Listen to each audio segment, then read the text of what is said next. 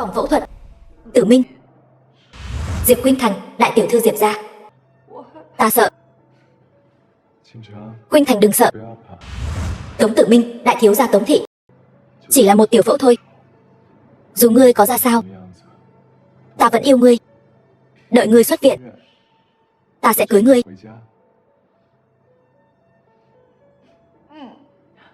Tỷ tỷ. Diệp Tử Huyên, nhị tiểu thư Diệp gia. Tỷ đừng lo, ca phẫu thuật nhất định sẽ thành công. Cẩn thận.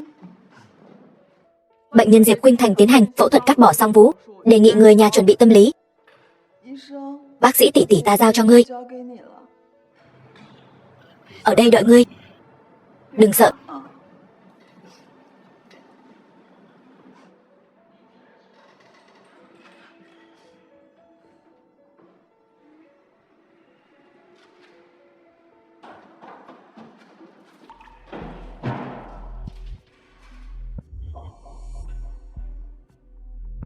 Ta đã nói rồi, cô ta rất ngốc.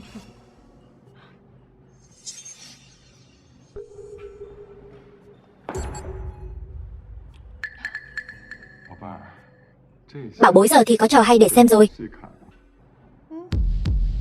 Đi thôi.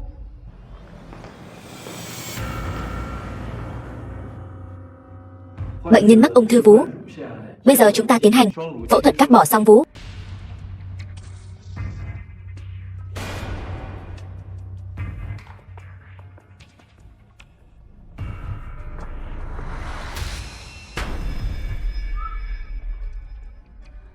Huyên Huyên, Tử Minh, hai người đang làm cái gì vậy?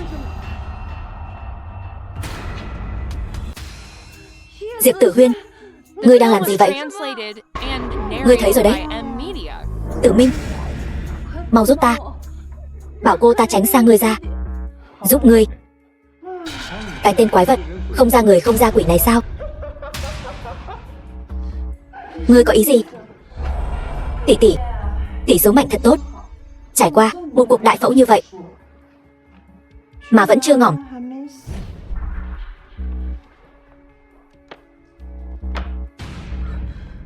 Hiển thị kết quả âm tính, không phát hiện bệnh biến bất thường, tuyến vú bình thường. Các người đây là có ý gì? Ý là ca phẫu thuật vừa rồi của tỷ đã cắt bỏ phần khỏe mạnh.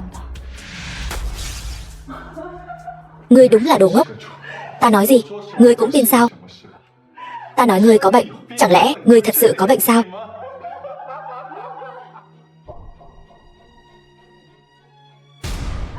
Ác quỷ. Hai người đều là ác quỷ. Ta phải báo cảnh sát bắt hai người.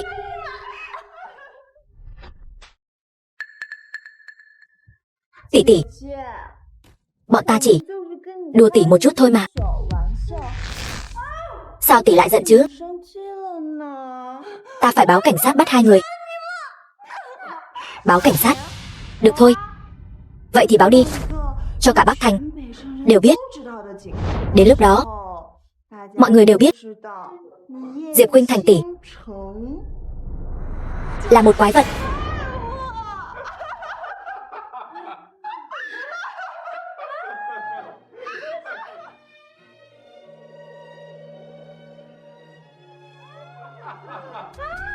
Tại sao hai người lại đối xử với ta như vậy? Tại sao?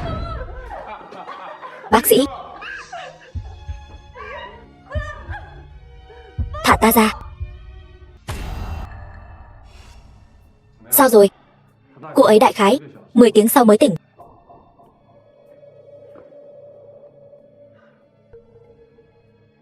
Đưa đi. Vâng. Vương lão bản thích chơi mấy thứ đặc biệt này. Sau đêm nay, Diệp Khuynh Thành sẽ thân bại danh liệt. Diệp gia nhất định sẽ đem cô ta đuổi ra khỏi Diệp gia. Đến lúc đó, ta chính là tân gia chủ Diệp gia. Tử Huyên, ta nhất định sẽ tận lực để muội làm gia chủ Diệp gia. Tử Minh ca ca, huynh đối với muội tốt nhất. Đồ ngu xuẩn ngươi bất quá cũng chỉ là bàn đạp của ta mà thôi.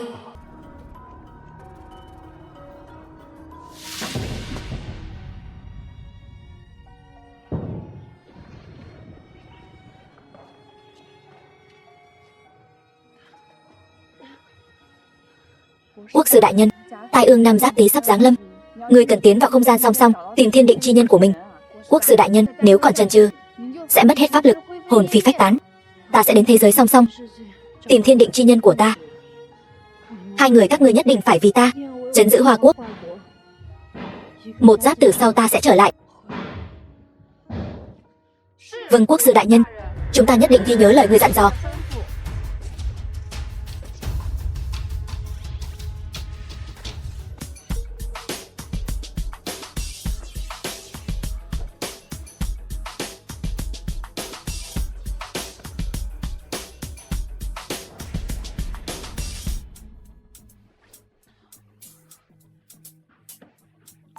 Một lát nữa, Vương lão hổ, bá chủ Bắc Thành, ta muốn vào trong đó chơi đùa cho đã.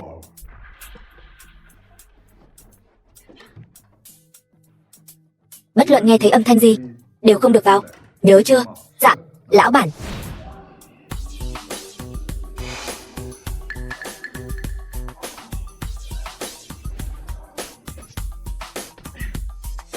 Chuyện gì thế này? Pháp lực của ta biến mất rồi.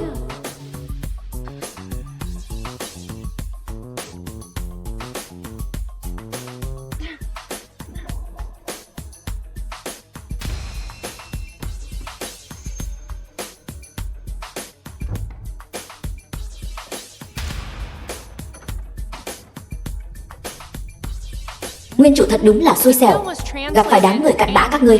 Đợi ta khôi phục pháp lực, nhất định sẽ lấy mạng các ngươi. Ta bị làm sao thế này?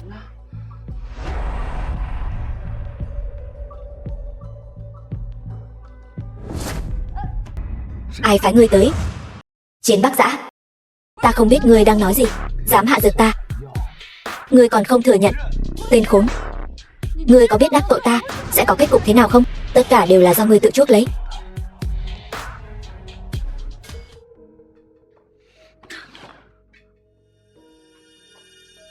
Ngươi chính là người ta muốn tìm. Bây giờ ngươi thừa nhận là ngươi hạ dược rồi chứ? Đồ đàn bà đáng ghét.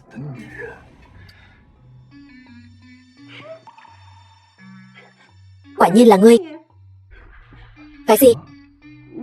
Ngươi có phải bị hạ dược không? Vậy còn chờ gì nữa? Bắt đầu thôi. Đồ đáng ghét. Ngươi tên gì? Giả vờ không biết ta là ai. Được, ta nói cho ngươi biết. Ta Chiến Bắc Giã. Chiến Bắc Giã đúng không? Từ hôm nay trở đi, ngươi chính là người của ta. Con đàn bà này, ngươi đang chọc giận ta. Vậy thì sao? Tốt lắm.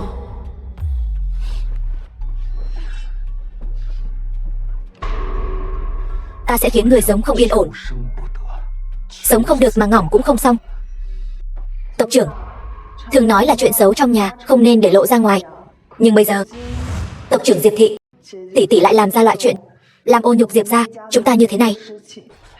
Cô ta lại dám cùng một người đàn ông trung niên đã có vợ cấu kết với nhau. Chuyện này khiến Diệp gia chúng ta biết giấu mặt vào đâu. Đã xảy ra chuyện như vậy, Diệp Khuynh Thành làm sao có thể tiếp tục làm gia chủ Diệp gia chứ? Ngươi nói có thật không?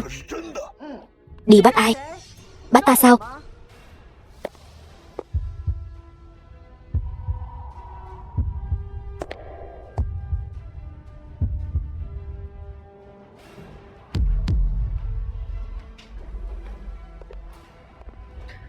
Tộc trưởng đại nhân, phiền ngươi phải đích thân ra tay.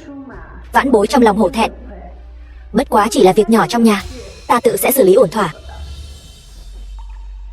Tỷ tỷ, ngươi và người có vợ câu kết thành gian, câu kết với người có vợ. Ngươi làm sao biết được? Tỷ tỷ, đều đã như vậy rồi, chẳng lẽ ngươi còn muốn chối cãi sao? Diệp Tử Huyên, ngươi một mực khẳng định Khuynh Thành tác phong bất chính. Ngươi có bằng chứng không? Tộc trưởng, ta có bằng chứng thì ngươi cứ đưa ra, đừng có nói suông. Tộc trưởng, nếu ta đưa ra rồi, tỷ tỷ về sau ở Bắc Thành sẽ không còn mặt mũi nào nữa. Tỷ tỷ, Ngươi đã có Tử Minh ca, người tốt như vậy rồi. Sao ngươi lại làm chuyện như thế này? Ngươi có xứng với Tử Minh ca không? Diệp Khuynh Thành, ta đối với ngươi một lòng chân thành, không ngờ ngươi lại cắm sừng ta. Đắc tội với Tống gia, ngươi có biết sẽ là hậu quả gì không? Tống Diệp hai nhà vốn định kết thông gia, bây giờ là thành kẻ thù rồi. Vậy trách ai? Muốn trách thì trách cô ta không đứng đắn, câu kết với lão già, thật là không biết xấu hổ. Chẳng phải là khiến Diệp thị nhất tộc mang nhục sao? Tỷ tỷ, ta khuyên ngươi hãy nhường lại vị trí gia chủ Diệp gia, như vậy còn có thể bảo toàn danh tiếng của người Diệp gia. Thì ra là muốn thay thế ta làm gia chủ Diệp gia. Diệp Khuynh Thành quỳ xuống. Tộc trưởng, tại sao phải bắt ta quỳ xuống? Cha mẹ ngươi đã mất, để ngươi kế thừa vị trí gia chủ Diệp gia, vậy mà ngươi lại làm ra chuyện đồi bại như vậy. Chẳng lẽ muốn chôn vùi Diệp gia ta trăm năm cơ nghiệp sao? Tỷ tỷ, ngươi không nghe lệnh tộc trưởng là không phục sao? Diệp Khuynh Thành, tại sao ngươi không quỳ? Diệp Khuynh Thành, ngươi bây giờ vẫn là người Diệp gia, ngươi còn tư cách quỳ, đợi đến khi đuổi ngươi ra khỏi Diệp gia, ngươi ngay cả tư cách quỳ cũng không còn.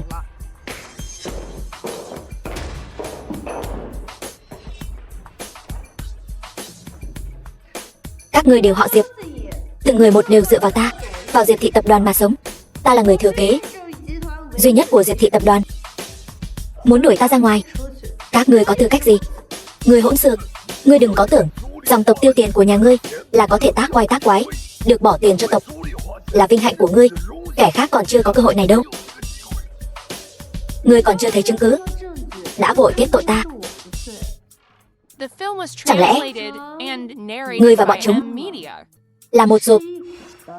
Ngươi, tỷ tỷ, ngươi thật đúng là không đâm đầu vào tường thì không chịu quay đầu. Ngươi một kẻ đã làm phẫu thuật chuyển giới, còn có ý nghĩa gì nữa? Phẫu thuật chuyển giới cái gì? Thật ra tỷ tỷ của ta, cô ấy là một kẻ biến thái. Cô ta nhất tâm muốn làm đàn ông. Không lâu trước đây, ở bệnh viện đã làm phẫu thuật chuyển giới rồi. Tổng tài đã điều tra ra thiên kim Diệp Khuynh Thành của Diệp thị Bắc Thành. Diệp thị Bắc Thành, cô ta còn có một vị hôn phu Chiến Phong, là Tống Tử Minh của Tống gia Bắc Thành. Lần này là Tống gia và Diệp gia liên thủ hạ diệt ngươi, mục đích chẳng qua là hủy hoại danh tiếng của ngươi, khiến Chiến gia chúng ta không thể đặt chân ở Bắc Thành. Nếu đã như vậy, Diệp Khuynh Thành tại sao phải chạy trốn? Đây, đem người theo ta. Đi đâu? Nếu Diệp Khuynh Thành thích thú cắm sừng vị hôn phu của cô ta như vậy, ta sẽ thành toàn cho cô ta. Tộc trưởng, Diệp Khuynh Thành này một con quái vật nửa nam nửa nữ, sao có thể làm gia chủ Diệp gia? Nếu chuyện này truyền ra ngoài, chúng ta còn mặt mũi nào nữa? Đúng vậy, chúng ta đều là người Diệp gia, không thể để cô ta liên lụy chúng ta. Cởi. Bây giờ bảo cô ta cởi ra. Cởi ra, chúng ta sẽ biết ngay. Diệp Khuynh Thành, sự đã đến nước này, ngươi chỉ cần nhường lại trước gia chủ Diệp gia, rút khỏi Diệp thị tập đoàn, ngươi còn có thể giữ lại chút thể diện. Đừng cố chấp tự đẩy mình vào đường cùng.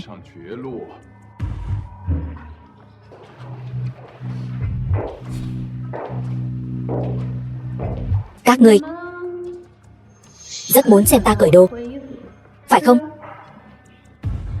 Tỷ tỷ, cởi ra, bảo cô ta cởi hết ra, cởi ra, bảo cô ta cởi ra. Diệp Khuynh Thành, ngươi dám cởi đồ trước mặt mọi người, còn biết liêm sỉ không? Đồ tiện nhân, ngươi dám đánh ta, Tống Tử Minh, ở Diệp gia ta, ngươi cũng dám kêu gào. Tỷ tỷ, ngươi đây là thẹn quá hóa giận sao? Tử Minh ca chỉ nói một câu thật lòng, ngươi lại dám đánh hắn.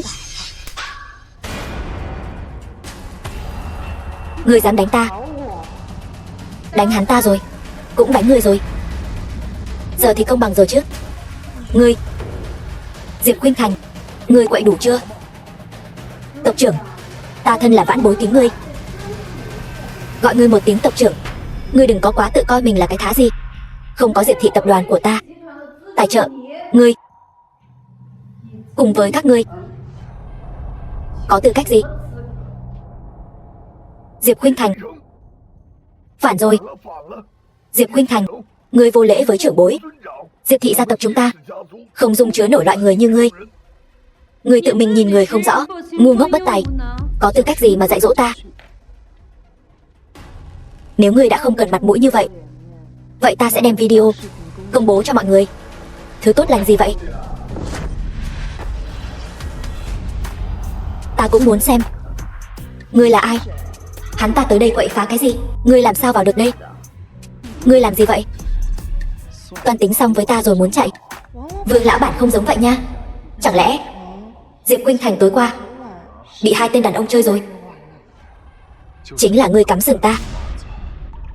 Diệp Khuynh Thành có ở đây không? Mau cút ra đây cho ta. Hắn ta là ai? Hắn ta tìm ngươi làm gì? Liên quan gì tới ngươi? Chuyện này không liên quan tới ngươi, cút nhanh đi. Chơi trò giả vờ như muốn bắt, nhưng lại thả ra sao? Ngươi lại là ai nữa? Ngươi tìm tỷ tỷ ta làm gì? Tối qua Diệp Khuynh Thành ngủ với ta rồi. Cô ta bây giờ là người phụ nữ của ta. Ta chuẩn bị cưới cô ta về nhà. Mọi người không có ý kiến gì chứ? Diệp Khuynh Thành, đồ tiện nhân. Người rốt cuộc câu dẫn bao nhiêu tên đàn ông rồi? Diệp tiểu thư, vừa mới lên giường với ta xong đã muốn chạy. Lão tử coi trọng ngươi rồi, đi theo ta đi. Còn nhóc con, tính tình cũng khá ghê gớm đấy. Ta thích cái tính khí cay cú này của ngươi. Diệp Khuynh Thành, đồ tiện nhân. Ta còn một lòng vì ngươi, tỷ tỷ. Tỷ bỏ Tử Minh ca ca, không cần người đàn ông tốt như vậy. Tỷ lại với hắn ta, còn có hắn ta, khẩu vị cũng nặng thật. Nói nhảm ít thôi, đi theo ta. Người mà lão tử coi trọng, cho dù là thiên vương lão tử cũng không cản được. Buông tay. Đồ hạ lưu nào đó, cút ra cho ta.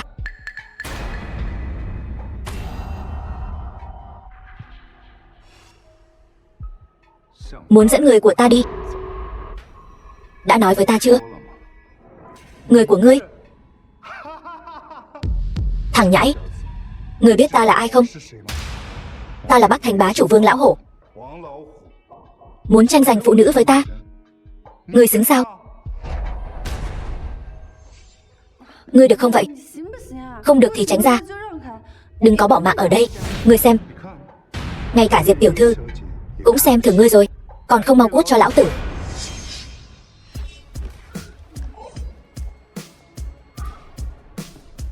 Lão tử ghét nhất là kẻ xưng lão tử trước mặt ta.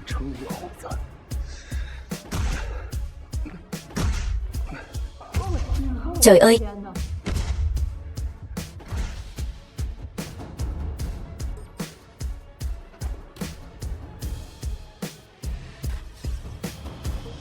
ai lại đem mạng ra đánh cược thế này? Không ngờ ngươi cũng có chút bản lĩnh đấy. Ngươi điên rồi sao? Ngươi biết hắn là ai không? Hắn chính là người của Uy Bá Thiên. Hiện tại phân nửa sản nghiệp Bắc Thành đều nằm trong tay Uy gia. Ngươi xong đời rồi. Con trai của Uy thúc. Phải.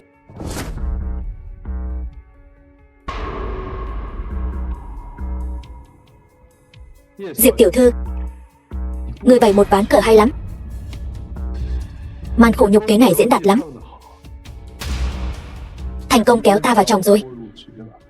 Giang hồ đều biết ta không thể thấy nữ nhân chịu uất ức.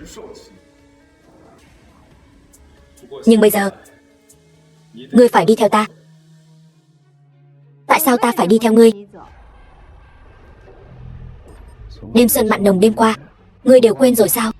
Ta không muốn gây sóng gió ở đây. Tên tiểu tử kia, ta cảnh cáo ngươi, đừng có làm loạn ở đây. Ngươi chính là tên vị hôn phu chẳng ra gì của Diệp tiểu thư, Tống Tử Minh phải không? Ta khuyên ngươi sớm hủy hôn ước đi, nếu không ta sẽ cho ngươi nếm thử thủ đoạn của ta.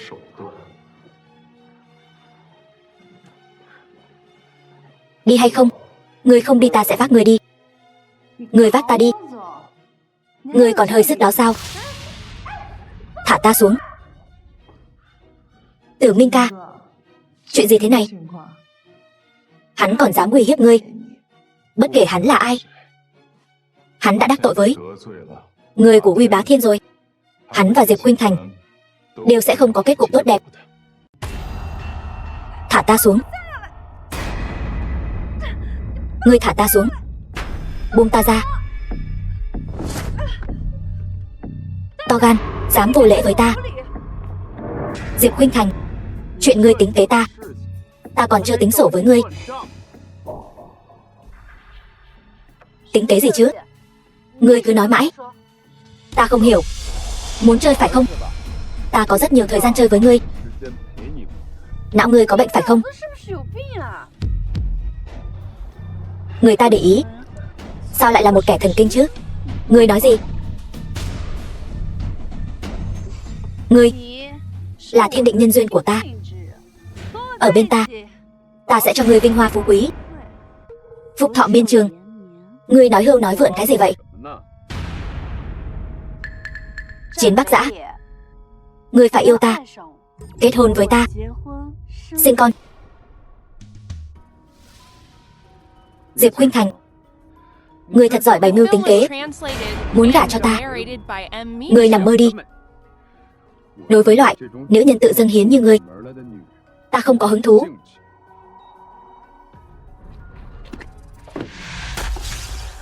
Giam cô ta vào biệt viện của ta. Không có lệnh của ta, không được thả cô ta ra. Vâng.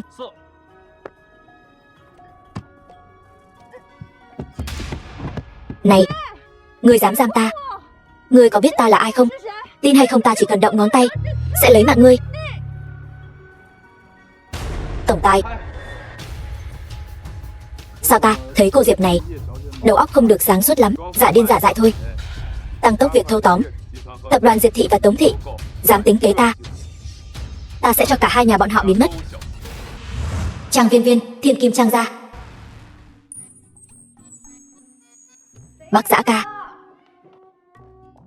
ngươi cuối cùng đã trở về rồi, ta đợi ngươi lâu lắm rồi. Ngươi tìm ta có chuyện gì vậy? Ta nhớ ngươi mà.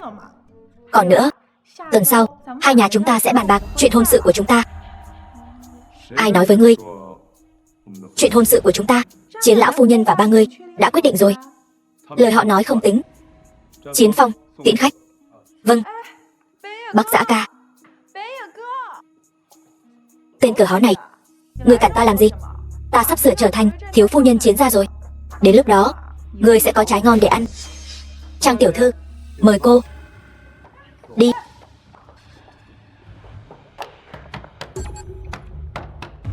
Chiến Bắc Dã. Đại tiểu thư, cô và Chiến tiên sinh nói chuyện thế nào rồi? Hỗn xược, ta bảo ngươi bỏ thuốc hắn, chốt việc này mà cũng làm không xong.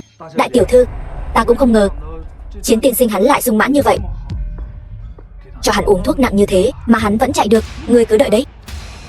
Nếu ta không làm được thiếu phu nhân Chiến gia thì ngươi cứ cuốn gói ra khỏi đây cho ta. Đại tiểu thư, ta biết tối qua lên giường với Chiến tiên sinh là ai. Ai? Diệp Khuynh Thành Bắc Thành. Đáng ghét. Vậy mà lại để họ Diệp kia chiếm chỗ. Hơn nữa, có gì thì nói mau đi. Hơn nữa, nghe nói Chiến tiên sinh đã giấu Diệp Khuynh Thành đó ẩn náu tại biệt viện nhà Chiến, có chút mùi vị giấu người đẹp trong nhà của mình. Hỗn xược. Có trách hắn không thân mật với ta, hóa ra là bị nữ nhân khác cầu dẫn rồi. Dám tranh giành đàn ông với Trang Viên Viên ta, ta sẽ cho cô ta biết tay. Diệp Khuynh Thành Bắc Thành này cũng không phải dạng dễ chọc đâu. Câm miệng. Ta dù sao cũng là đại tiểu thư Trang gia kinh thành. Cô ta chỉ là một người ở Diệp gia Bắc Thành, lấy gì mà so với ta? Ta chỉ cần động một ngón tay là có thể bóp ngỏm cô ta. Vâng. Gọi người đi theo ta đến biệt viện Chiến gia, ta sẽ đi gặp Diệp Khuynh Thành này. Vâng. Thiên địa huyền tông, vạn khí bản căn, quảng tu đồng khí, vạn vật quy tông. Cửa mở.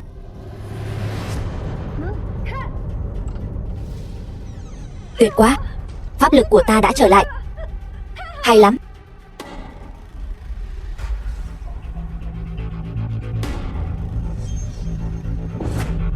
Ngươi chính là Diệp Khuynh Thành. To gan, ẩn náu tại biệt viện nhà Chiến, dám xông vào phòng ta. Diệp Khuynh Thành, đồ tiện nhân, dám tranh giành đàn ông với ta, thật là không biết xấu hổ. Xé nát mặt nó ra, ta coi nó sau này còn quyến rũ đàn ông kiểu gì nữa. Vâng.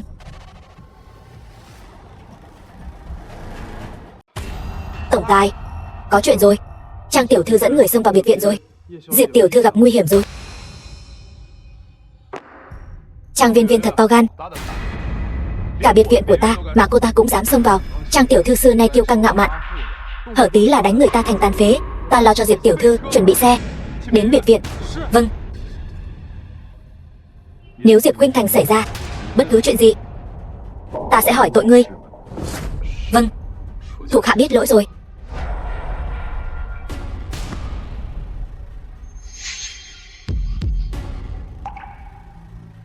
Ngươi tới rồi.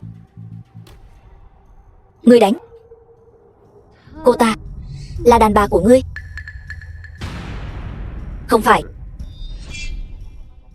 Vậy thì tốt. Ngươi là đàn ông của ta. Cho dù cô ta là đàn bà của ngươi cũng phải chia cho ta. Dựa vào cái gì? Dựa vào việc ta biết xem bói. Ngươi thuở nhỏ vận mạnh long đong, cha mẹ mất sớm. Nay sự nghiệp có thành, nhưng kiếp nạn của ngươi sắp đến rồi. Nhưng yên tâm, ta sẽ giúp ngươi vượt qua kiếp nạn này. Vậy ngươi nói xem, kiếp nạn của ta là gì? Ngươi muốn lập nghiệp ở Bắc Thành, nhưng Bắc Thành gia tộc san sát, người nào cũng lòng lang dạ sói. Bọn chúng đã sớm trong bóng tối giăng bẫy, muốn thử lúc ngươi không đề phòng lấy mạng ngươi. Ngươi nói cho ta biết, kẻ hại ta có bao gồm cả ngươi không? Ngươi không nói thì đừng hòng bước ra khỏi căn phòng này. Chiến Bắc Giã, ta là sao may mắn của ngươi. Chỉ cần có ta ở đây, ngươi sẽ bách chiến bách thắng. Cái miệng của ngươi thật là lắm lời. Không tin. Bà nội ngươi nhập viện rồi. Ngươi nói bậy bạ gì đó. Bà nội ta rất khỏe mạnh.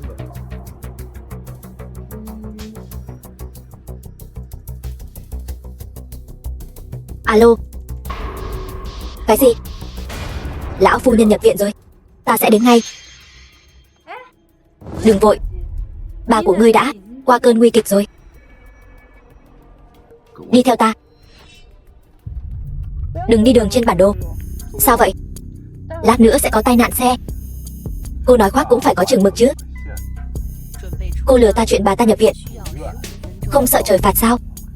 Đếm ngược 5 4 3 2 1. Tổng tài, đường trên bản đồ chuyển sang màu đỏ rồi. Đã tránh cho ngươi đoạn đường tai nạn và đoạn đường tắc nghẽn. Tin rồi. Cô rốt cuộc là ai? Vợ sắp cưới của ngươi.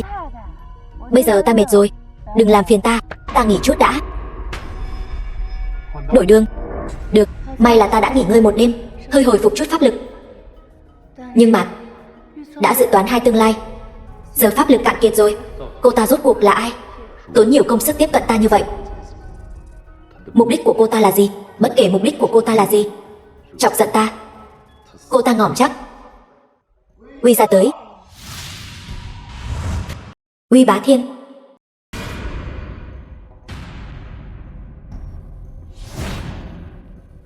Vương lão hổ bái kiến Uy ra. Nói đi, ai đánh ngươi? Thuộc hạ không biết đối phương là ai. Ngươi bị đánh, ngươi không biết đối phương là ai sao? Cái này ta biết. Bẩm Uy ra, hắn là tình nhân của tỷ tỷ ta. Bất quá hắn chỉ là một tên du côn. Du côn? Hắn chỉ là một tên ăn bám, chỉ ham tài sản nhà chúng ta thôi. Vậy tỷ tỷ ngươi là ai? Là Diệp Khuynh Thành, gia chủ Diệp gia. Chính là cô ta sai tên đó đánh ta. Diệp Khuynh Thành này gan thật lớn, dám đánh người của ta. Người đâu? Phát lệnh truy nã, toàn thành truy nã Diệp Khuynh Thành. Ta muốn người sống. Thiếu gia, người đã về rồi. Bà thế nào rồi? Cháu trai, người tới rồi. Bà nội, chuyện này là sao vậy? Đều là lỗi của ta. Lão thái thái hôm nay vô ý ăn lê bị sặc. May mà bác sĩ đến kịp thời mới tránh được nguy hiểm. Không sao, Tuổi cao rồi, không còn khỏe mạnh nữa, ăn chút đồ cũng bị nghẹn. Làm ngươi sợ rồi phải không, bà nội? Bà là người thân duy nhất của ta trên đời này. Ta không cho phép bà xảy ra bất cứ chuyện gì. Đứa trẻ ngốc.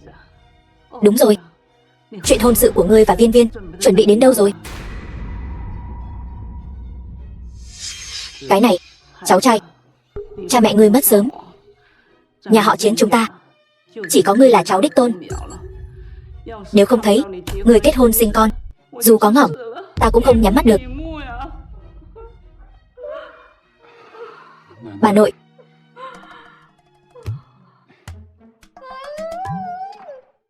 Ngon quá.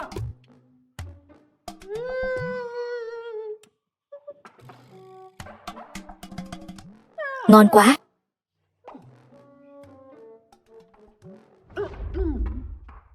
Ta không có ăn vụng, ta không có ăn vụng gì cả.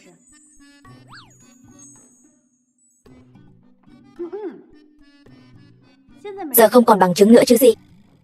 Ở đây còn nữa.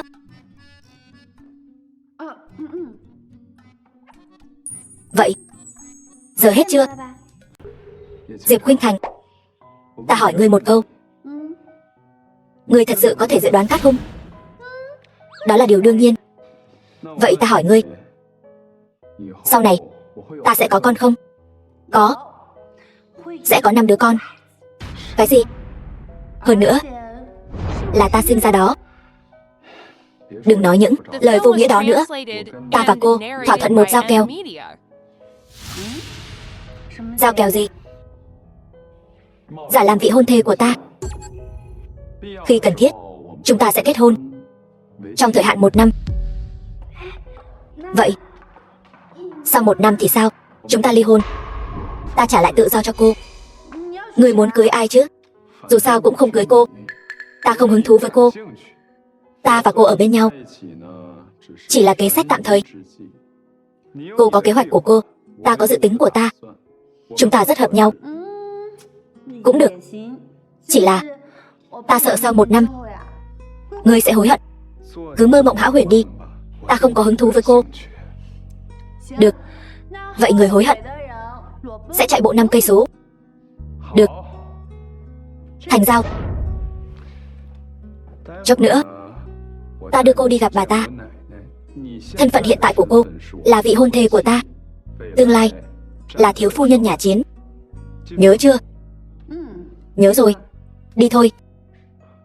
Bà ơi, vị này là... Cháu chào bà. Cháu tên là Diệp Khuynh Thành, là bạn gái của hắn. Bà trông hồng hào quá. Nhìn là biết người phú quý. Cô gái này miệng ngọt thật đấy. Cháu thật sự và bác Dã nhà ta đang ở bên nhau sao? Cháu đừng có lừa bà già này nhé. Bà ơi, cô ấy chính là người con muốn cưới. Tốt. Chỉ cần con thích là được. Đứa trẻ ngoan. Đây là chút lòng thành của bà. Nhận lấy đi. Bà ơi, cái này quý quá. Cháu không thể nhận, cứ nhận lấy đi.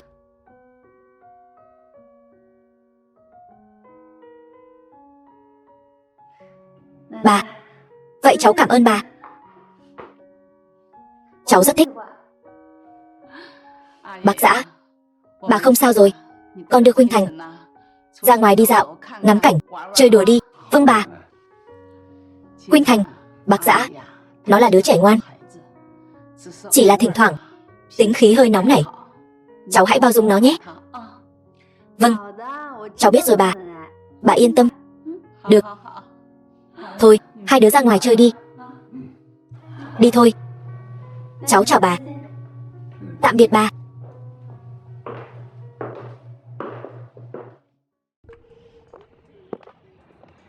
Bác Dã, bà ngươi không sao rồi. Ta chuẩn bị về Bắc Thành. Diệp Khuynh Thành, cô là bạn gái ta. Chiến Bác Dã là bạn gái ngươi thì không được về nhà sao? Ngươi cũng hơi gia trưởng quá đấy. Ngươi không biết nhà ta sắp bị đám người xấu chiếm hết rồi sao? Ta không về nữa. Diệp gia sắp đổi chủ rồi. Nếu ngươi dám dở trò âm mưu gì đó, ta là người đầu tiên không tha cho ngươi. Lão nương ta muốn xử ngươi. Cần gì âm mưu nữa chứ? Ta có thể từng phút từng giây xử đẹp ngươi, được không? Ngươi quả nhiên muốn hại ta, thật là một tên đại ngốc. Ôm một cái. Ôm một cái thì đã sao chứ? Ngươi tránh xa ta ra, Chiến Bắc Dã. Hôm qua ngươi với ta đều. Ta cho ngươi ôm. Muốn ôm thì ôm nhanh lên.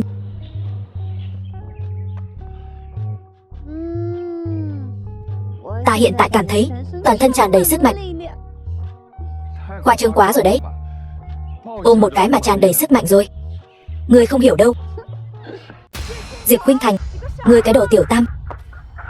Không cho ngươi chạm vào Bắc Dã ca ca của ta.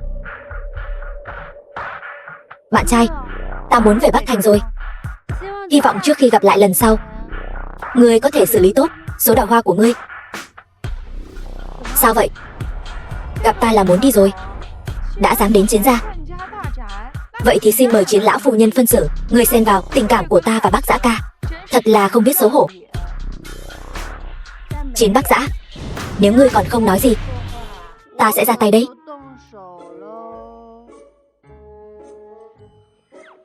Bắc Dã ca huynh xem cô ta kìa, cô ta thật là một kẻ man dợ, hở ra là động thủ đánh người. Đủ rồi. Ngươi về Bắc Thành trước đi, chuyện của Diệp gia các ngươi xử lý cho tốt, rồi hãy quay lại tìm ta.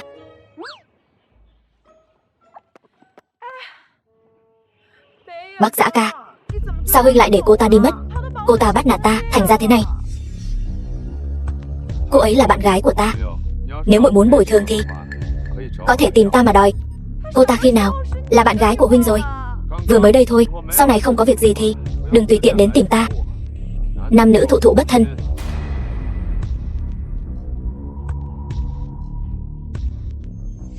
Diệp Khuynh Thành, ta sẽ không để ngươi toại nguyện làm thiếu phu nhân Chiến gia đâu.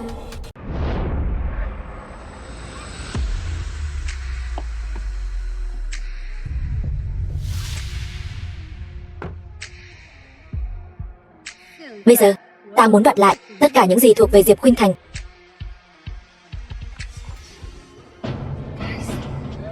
Cái thân thể này thật sự quá yếu đuối, ngay cả đánh lén cũng không phát hiện ra.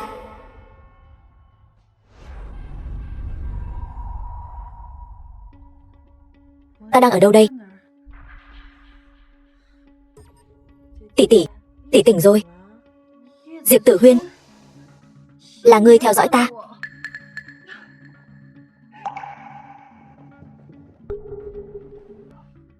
Dám cho ta đội nón xanh. Ngươi cái loại cặn bã này dám động thủ với ta. Hôm nay ta sẽ tự tay hóa kiếp cho ngươi. Dẫn Thiên Lôi.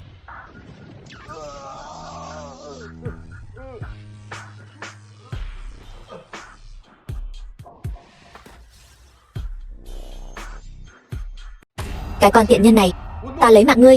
Dừng tay. Ngươi muốn phá chuyện tốt của lão tử. Ngươi lấy mạng Diệp Khuynh Thành, ai sẽ dẫn dụ tên đó ra? Vương ca, bây giờ chúng ta phải làm sao? Dụ rắn ra khỏi hang. Người đâu? Có. Đem Diệp Khuynh Thành đến sòng bạc ngầm.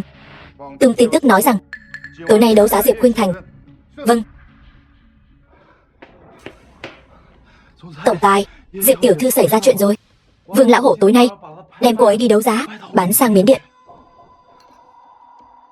Hắn ta thật to gan, đem cô ấy đi đấu giá. Hắn ta biết Diệp Khuynh Thành là người của ta không? Ai cho hắn ta lá gan đó? Tổng tài, cẩn thận có bẫy. Nếu đây là kế của Diệp Khuynh Thành, ta càng phải đi. Tổng tài, ngài sẽ không thật sự thích Diệp tiểu thư chứ? Ngươi nói bậy bạ gì thế? Ai thích cô ta chứ? Thật buồn cười. Còn nữa, nếu ngươi còn lắm chuyện, ta sẽ đưa ngươi sang châu Phi đấy. Vâng, thuộc hạ biết lỗi rồi.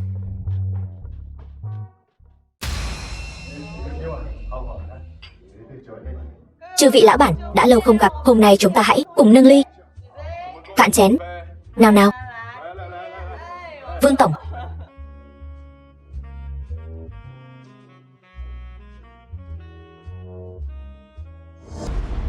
Chư vị lão bản, người tới rồi.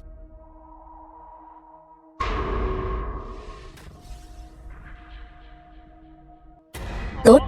Chư vị lão bản, buổi đấu giá của chúng ta chính thức bắt đầu.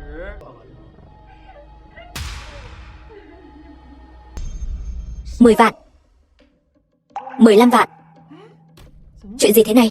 Ngực của cô ta sao lại to như ngực bình thường vậy? Lẽ nào là ngực giả? Trông giống thật quá. 20 vạn. Bá khí. Tốt, bên này 20 vạn. Còn ai trả cao hơn không? Khá náo nhiệt đấy nhỉ. Ta trả 1000 vạn. Đáng ghét, cuối cùng cũng đợi được ngươi. Dám đánh ta. Tối nay sẽ cho ngươi có đến mà không có về. Ngươi cố tình dụ ta tới đây thì sao? Đánh ngỏm nó ta chịu trách nhiệm. Ra tay.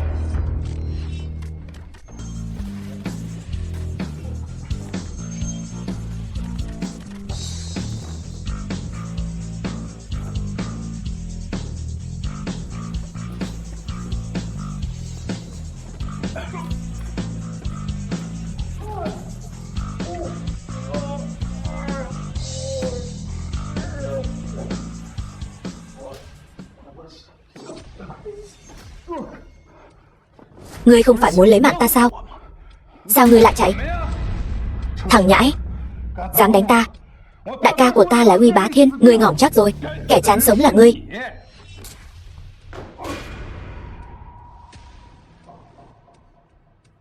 Tống Tử Minh, ta sẽ cho từng đứa đều ngỏm hết.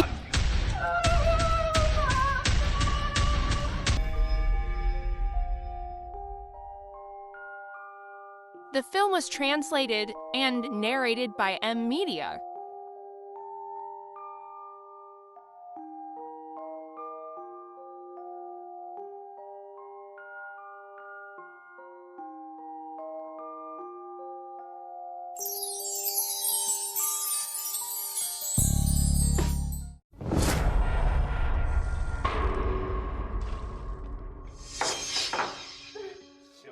Tỉnh rồi sao?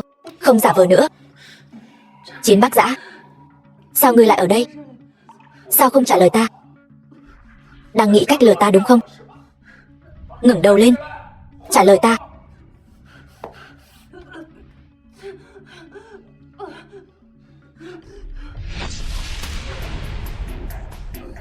Phạm nhân tầm thường, dám hạ dược ta. Ta sẽ giáng thiên lôi, tiêu diệt ngươi. Đáng ghét. Con đàn bà này ở đâu ra sức mạnh vậy? Phạm nhân, tại sao ta không thể phản kháng? Được ta sủng hạnh là vinh hạnh của ngươi. Ngươi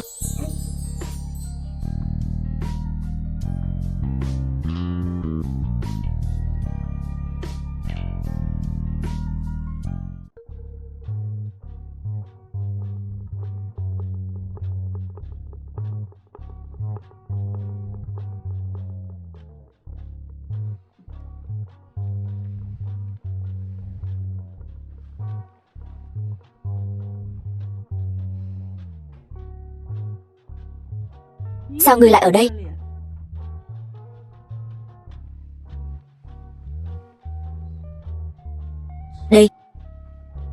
Đây là đâu vậy? Ta, sao ta lại không mặc quần áo? Tối qua ngươi đã làm gì ta? Diệp Khuynh Thành, ngươi la lối om sòm cái gì? Ngươi làm gì vậy hả? Chẳng lẽ muốn làm điếc tai ta sao? Chuyện tối qua ngươi không nhớ sao? Tối qua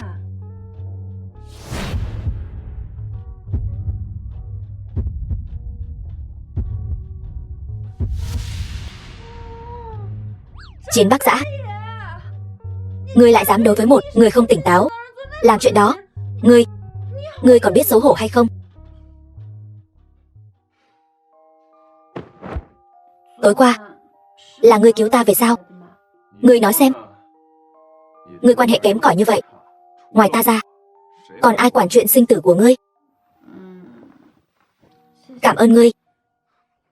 Muội kế của ta Diệp Tử Huyên và vị hôn phu của ta Tống Tử Minh đã cấu kết với nhau. Bọn họ không chỉ phản bội ta mà còn muốn mưu sát ta để chiếm đoạt gia sản của Diệp gia. Bọn họ làm giả bệnh án, còn nói ta bị ung thư vú, bắt ta phải phẫu thuật cắt bỏ Ngươi, cái này, đây là ta dùng pháp thuật biến ra. Pháp thuật? Ngươi đừng có nói hưu nói vượn nữa. Ngươi chính là đang mưu đồ bất chính với ta. Ta mưu đồ bất chính với ngươi cái gì? Ngươi biết ta là tổng tài của Chiến thị tập đoàn.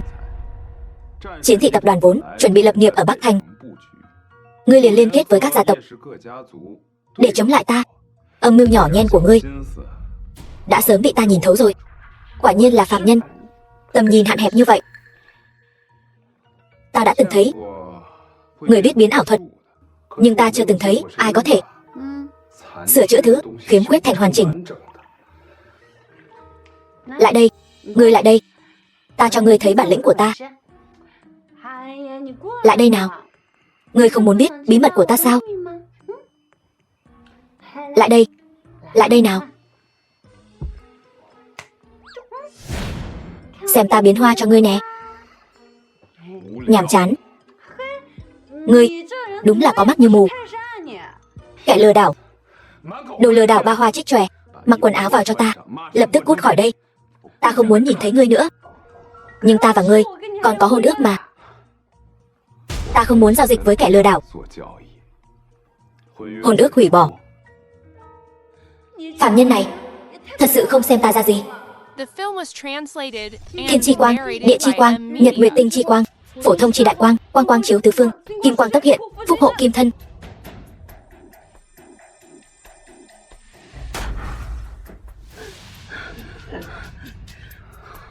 Ta là quốc sư Hoa Quốc, sở hữu pháp lực vô biên. Nhưng đến đây rồi, pháp lực của ta có hạn. Nếu lạm dụng quá mức sẽ bị phản vệ. Diệp Khuynh Thành, ngươi sao vậy? Bị pháp lực phản vệ. Ta cảm thấy ngũ tạng lục phủ như muốn vỡ nát. Để ta đưa ngươi đi bệnh viện. Vô dụng thôi. Vậy ta phải làm sao để giúp ngươi? Tình yêu và nụ hôn của thiên định chi tử, nụ hôn và cái ôm tràn chứa yêu thương của thiên định chi tử mới có thể giúp ta khôi phục pháp lực. Nhưng mà ta căn bản không yêu ngươi. Ta biết. Cho nên mỗi lần ta chỉ có thể khôi phục một chút. Chỉ khi ta yêu ngươi mới có thể giúp ngươi.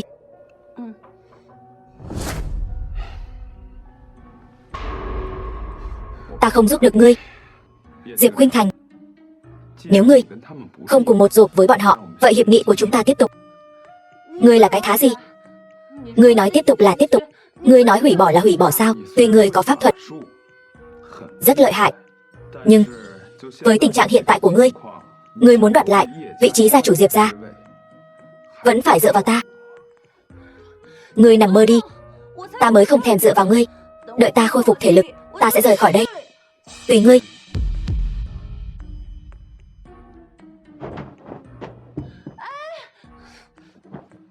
Ngươi cứ đợi đấy. Sớm muộn gì ta cũng sẽ rời khỏi đây. Chiến Bắc Giã, tên khốn kiếp. Đợi ta khôi phục pháp lực, ta sẽ lấy mạng ngươi. Tổng tài, Trang gia gửi thư mời. Tối nay tại khách sạn Minh Châu có một buổi tiệc thương mại. Khi đó những nhân vật có máu mặt ở kinh thành đều sẽ có mặt. Được, ta sẽ đến đúng hẹn. Đây là thư mời. Vậy có cần chuẩn bị lễ phục cho Diệp tiểu thư không? Không cần. Cô ấy không đi. Vâng. Khách sạn Minh Châu cờ đấy. Đi dự tiệc mà không dẫn ta theo. Ta đây chẳng thèm. Ta phải tập trung khôi phục pháp lực.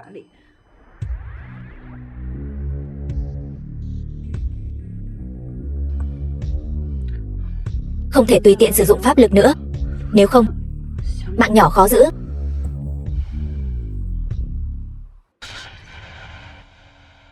Tử Minh ca, huynh xem. Thư mời của Trang gia ở kinh thành. Ta cũng nhận được. Thật sao? Vậy là chúng ta có thể đi cùng nhau rồi. Nghe nói ở kinh thành, ngoài Chiến gia thì chính là Trang gia. Nghe nói đại tiểu thư Trang gia cũng có hôn ước với Chiến Bắc Giã. Thật sao? Nếu vậy thì Chiến gia chẳng phải càng mạnh hơn sao? Hay là thế này? Ta quyến rũ Chiến Bắc Giã. Ngươi, Chiến Bắc Giã bỏ đại tiểu thư Trang gia mà chọn ngươi. Sao ngươi ăn nói thế? Ngươi chẳng phải cũng không thích tỷ tỷ ta, mà thích ta sao? Hơn nữa, ta sẽ hạ Diệp gia gia chủ Diệp Khuynh Thành xuống đài. Cô ta là đại tiểu thư nhà họ Trang thì đã sao? Ta quyết định rồi. Nếu ta gặp Chiến Bắc Giã ở bữa tiệc, ta nhất định phải khiến hắn quỳ gối dưới váy ta.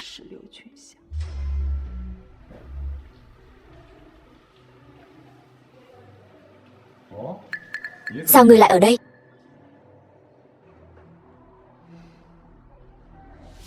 Đi đâu vậy? Biết đây là đâu không? Khách sạn Minh Châu. Khách sạn dưới trướng nhà họ Chiến ở Kinh Thành.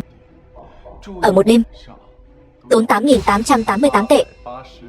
Ngươi ở nổi không? Nhãi danh. Ăn bám thì cốt xéo cho khuất mắt.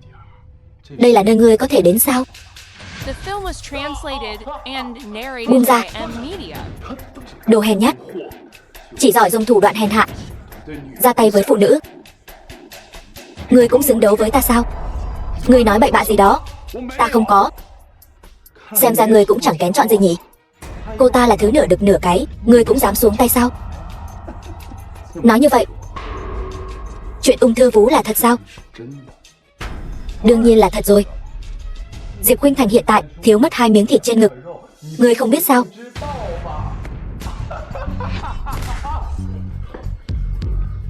Tống Tử Minh, mối thù này ta nhất định sẽ báo thù cho cô ấy.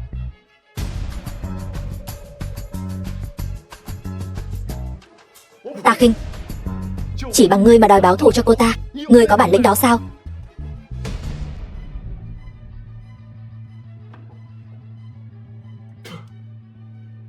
Đáng ghét dám đánh ta. Xin chào mọi người, ta là người nhà họ Diệp ở Bắc Thành. Ta tên là Diệp Tử Huyên. Cô có biết Diệp Khuynh Thành không? Cô ấy là chị ta.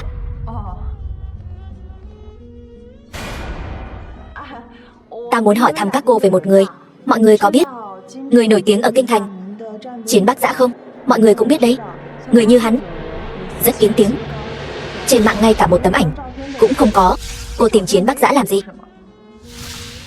Ta chỉ muốn làm quen với hắn thôi.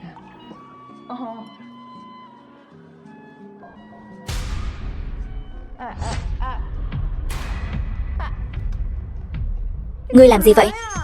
Không có gì, chỉ là tò mò thôi. Nhà họ Diệp các ngươi đúng là chuyên sản sinh ra phường tiện nhân. Ngươi nói ai là tiện nhân? Nói người đó. Đồ nhà quê. Ngươi tự soi gương xem mặt mũi ngươi ra sao đi. Dám câu dẫn Bắc Giã ca ca của ta, ngươi xứng sao? Ta là người nhà họ Diệp ở Bắc Thành đấy. Trang tiểu thư sao lại nổi nóng như vậy? Cái họ Diệp này đúng là đồ tiện nhân, chạy đến đây muốn câu dẫn Chiến Bắc Giã. Trời ơi, cả thiên hạ ai mà không biết Trang tiểu thư và Chiến Bắc Giã, Chiến tiên sinh là trời sinh một cặp. Ngươi là Trang Viên Viên. Con nhà quê này ở đâu ra vậy? Ngay cả Trang đại tiểu thư cũng không biết. Cô ta là người nhà họ Diệp ở Bắc Thành đấy. Diệp gia sao lại xuất hiện một kẻ lố bịch như vậy? Người đâu?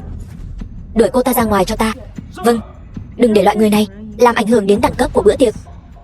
Vâng. Diệp tiểu thư mời cô đi. Đi nhanh đi. Còn xưng là đại tiểu thư Bắc Thành, thật mất mặt. Trang Viên Viên, ta ghét cô. Còn xưng là đại tiểu thư Trang gia. Nguyền rủa cô mỗi ngày. Tử Minh ca, sao mặt anh lại sưng thế? Sao mặt người cũng sưng vậy? Ta thấy Kinh Thành này chẳng vui chút nào. Chẳng vui chút nào. Hay là chúng ta về thôi. Về. Về ngay bây giờ. Kinh thành này khác với ta. Cái chỗ khỉ ho có gáy này.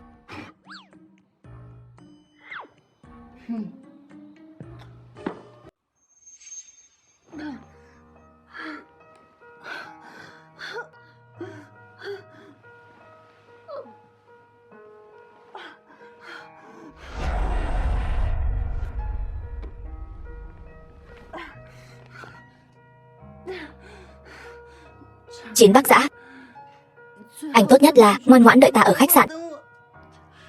Nếu không, ta thật sự tiêu đời.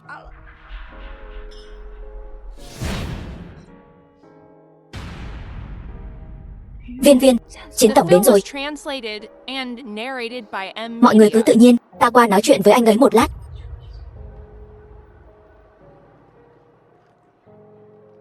Bắc Giã ca, anh có thể đến, ta thật sự rất vui. Anh ấy không dẫn Diệp Khuynh Thành theo kìa. Chắc hẳn cũng chỉ là chơi đùa với Diệp Khuynh Thành thôi. Đúng rồi, tuần sau hai nhà chúng ta sẽ bàn chuyện hôn sự của chúng ta. Ta thật sự rất háo hức. Anh có háo hức không? Ta không háo hức. Tại sao? Bởi vì ta đã có người để kết hôn rồi. Ai? Diệp Khuynh Thành. Chiến Bắc Giã, ta không chịu nổi nữa. Thật khó chịu. Ta phải giúp cô thế nào? Ôm chặt ta sẽ làm dịu cơn đau của ta. Không phải ngươi đã nói chỉ khi yêu ngươi ông mới có tác dụng sao? Dù anh không yêu ta cũng có tác dụng đấy. Nếu anh yêu ta rồi ôm ta, ta sẽ khôi phục pháp lực vô thượng. Diệp Khuynh Thành, ta không yêu cô. Chiến Bắc Giã, cô ta xuất thân hèn kém, hoàn toàn không xứng với anh. Chiến Bắc Giã, không phải ta đã bảo anh xử lý mấy bông hoa đào tàn rồi sao? Thế có trời đất chứng giám, ta không có quan hệ gì với cô ta. Nghe thấy chưa? Anh ấy không có quan hệ gì với cô, anh ấy đã có chủ rồi. Cô đừng có tư tưởng nữa. Chiến Bắc Giã, đừng quên, nhà họ Chiến các anh muốn đứng vững ở Bắc Thành thì liên hôn với ta là lựa chọn tốt nhất. Cô đang đe dọa ta. Ta nói sự thật. Trang Viên Viên phải không? Ta với tư cách là gia chủ Diệp gia Bắc Thành tuyên bố với cô, từ giờ trở đi, Chiến gia có ta bảo kê. Diệp gia còn con nhà cô dám ở đây láo xược. Gia chủ Bắc Thành Diệp Khuynh Thành là vị hôn thê của ta. Từ hôm nay trở đi, chuyện của Diệp gia chính là chuyện của ta. Kẻ nào dám bắt nạt cô ta chính là đối đầu với ta. Ta sẽ khiến cho người đó sống không được, mà ngỏm cũng không xong. Đi thôi. Chiến Bắc Giã, Diệp Khuynh Thành, ta muốn mạng của các ngươi.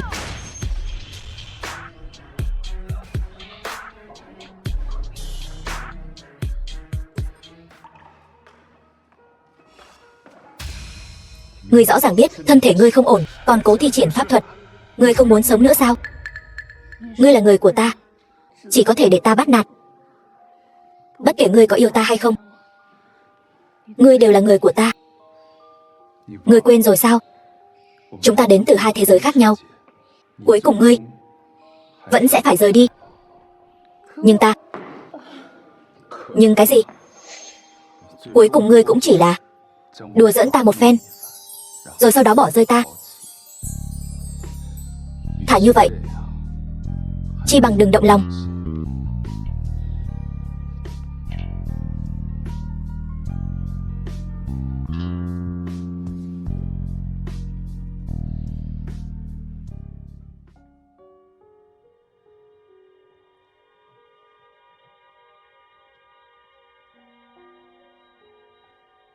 Ta đang nằm mơ sao? Diệp Khuynh Thành, ngươi là thần tiên sao? Nếu không, sao lại phát ra ánh sáng như thần tiên vậy? Đừng ngốc. Ta là đại quốc sư, không phải thần tiên. Nếu ta là thần tiên thì đã không thảm như vậy rồi. Cơ thể ngươi hồi phục thế nào rồi? Cảm thấy rất kỳ lạ. Sao vậy? Tức là nếu hấp thụ năng lượng, trước kia ta cần 1 tháng để đây, bây giờ chỉ cần 1 giờ. Chuyện này là sao vậy? Có lẽ ta đã mạnh hơn rồi. Đúng rồi, ngày mai ta phải về Bắc Thành một chuyến.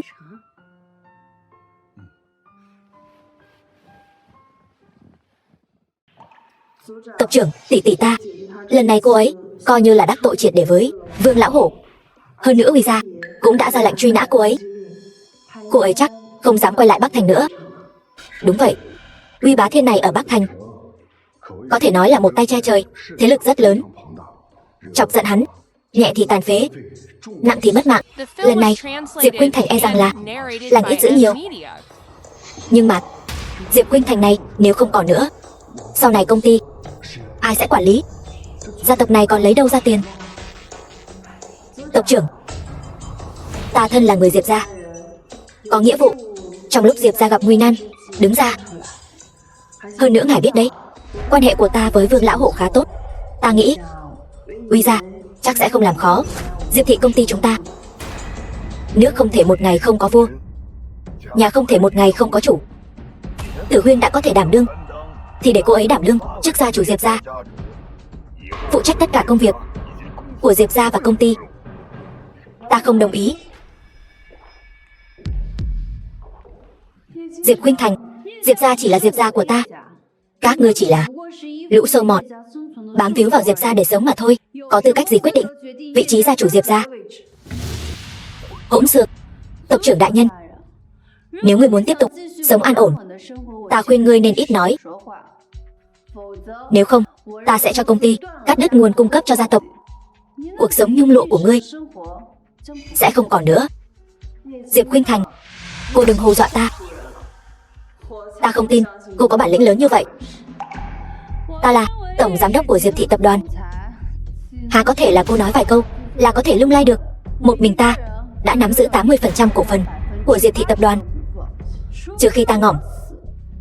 Nếu không thì cô muốn thay thế vị trí của ta chỉ là nằm mơ giữa ban ngày. 80%. Diệp Khuynh Thành, cô chắc chứ? Đương nhiên là chắc chắn.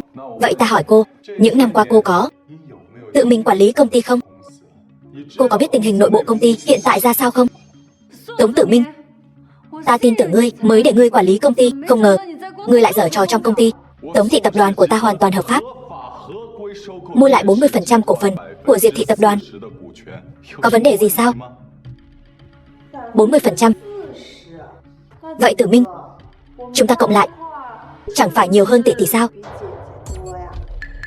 Tống thị tập đoàn hiện đang nắm giữ 40% cổ phần của Diệp thị tập đoàn. Nếu ta mua lại thêm hơn 10% cổ phần thì Diệp thị tập đoàn sẽ do ta quyết định. Diệp Khuynh Thành, vậy tính ra bây giờ cô chẳng khác nào bị tước quyền. Bây giờ cô không muốn nhường vị trí tổng giám đốc cũng được. Đợi đến khi Tử Minh mua hết toàn bộ cổ phần thì cô sẽ bị quét ra khỏi cửa.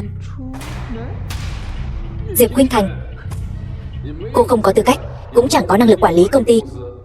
Khuyên cô nên sớm nhường lại vị trí để tránh bị mất mặt ở Bắc Thành.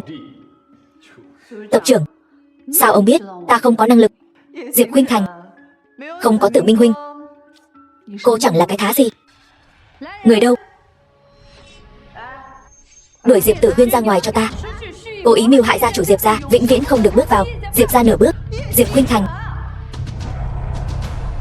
ta cũng là người Diệp gia, ngươi dám đuổi ta đi? Ta với ngươi vốn dĩ không có quan hệ huyết thống, ngươi chỉ là con gái do tiểu tam mang về thôi.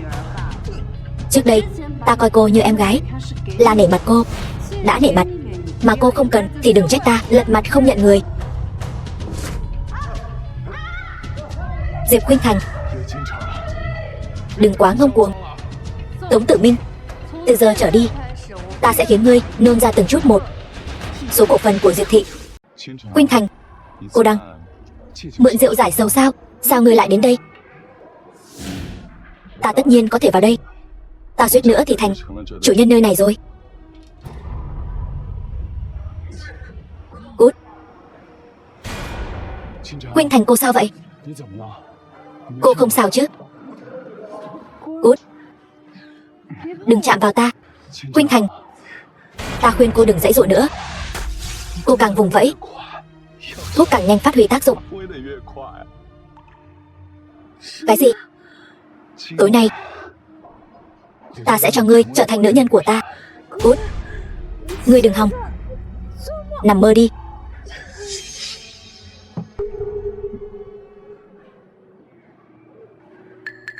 Sau ngày mai, tin tức chúng ta ở bên nhau The sẽ film lan was truyền khắp Bắc Thành. translated and narrated by M Media. Tổng tài, người nhà họ Diệp nói Diệp tiểu thư bị Tống Tử Minh đưa đi rồi, đến khách sạn. Diệp tiểu thư trước đây có lẽ chỉ là đùa giỡn với ngài thôi.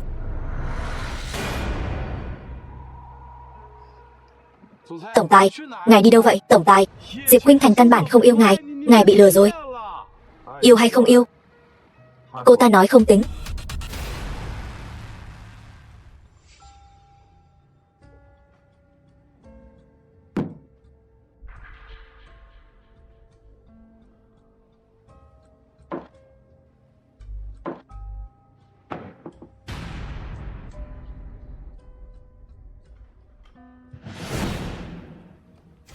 Đồ tiện nhân, dám cắm sừng ta, xem ta chơi nát ngươi.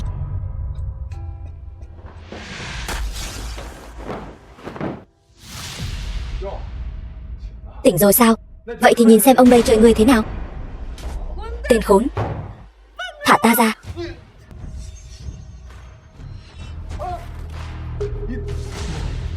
Ngươi đánh ta làm gì? Là cô ta chủ động. Ngươi xem cô ta mặc váy ngắn như vậy, rõ ràng là muốn câu dẫn ta. Lấy mạng hắn. Ngươi nói cái gì? Ngươi vậy mà vì tên tình nhân của ngươi mà lấy mạng hôn phu của mình. Ngươi có còn biết xấu hổ không hả?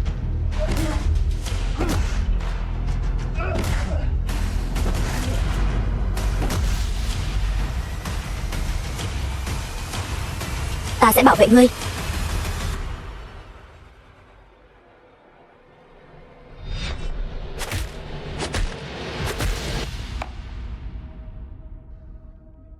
Ngươi không sợ sao? Sợ cái gì?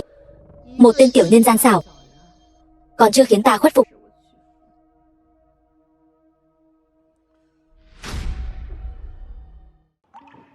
Tử Minh ca, huynh thế nào rồi? Tỷ tỷ ra tay cũng quá tàn nhẫn. Tử Minh ca, cô ta chiều nay sẽ triệu tập đại hội cổ đông, nói là muốn thu mua số 20% cổ phần ẩn còn lại. Ta sẽ không để cô ta được như ý.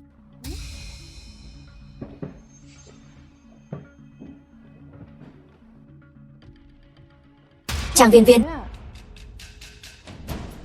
các vị, ta chuẩn bị thu mua với giá cao cổ phần của Diệp thị tập đoàn. Ai trong số mọi người đang nắm giữ cổ phần có thể thương lượng Diệp Khuynh Thành chuyện thu mua cổ phần. Cô đừng hòng. Đây là cuộc họp cấp cao của Diệp gia. Các người đến đây làm gì? Câm miệng. Trang gia nắm giữ 11% cổ phần của Diệp thị tập đoàn. Đây là văn kiện thu mua. Bây giờ ta muốn chuyển nhượng toàn bộ 11% cổ phần này cho Tống Tử Minh. Hắn ta sẽ có được 51% cổ phần, trở thành cổ đông lớn nhất. Diệp Khuynh Thành, cô đấu với ta, cô xứng sao? Mọi người, bây giờ ta là cổ đông lớn nhất của Diệp thị, còn Diệp Khuynh Thành cút khỏi vị trí chủ tịch đi. Đó là nơi cô nên ở sao? Đúng vậy chị. Chị hoàn toàn không có kinh nghiệm quản lý công ty, lại quản lý một công ty lớn như vậy. Chẳng lẽ chị muốn công ty phá sản để mọi người đều thất nghiệp sao? Xem đủ chưa? Diệp Khuynh Thành, bây giờ cô ngay lập tức cút ra ngoài cho ta. Chờ đã.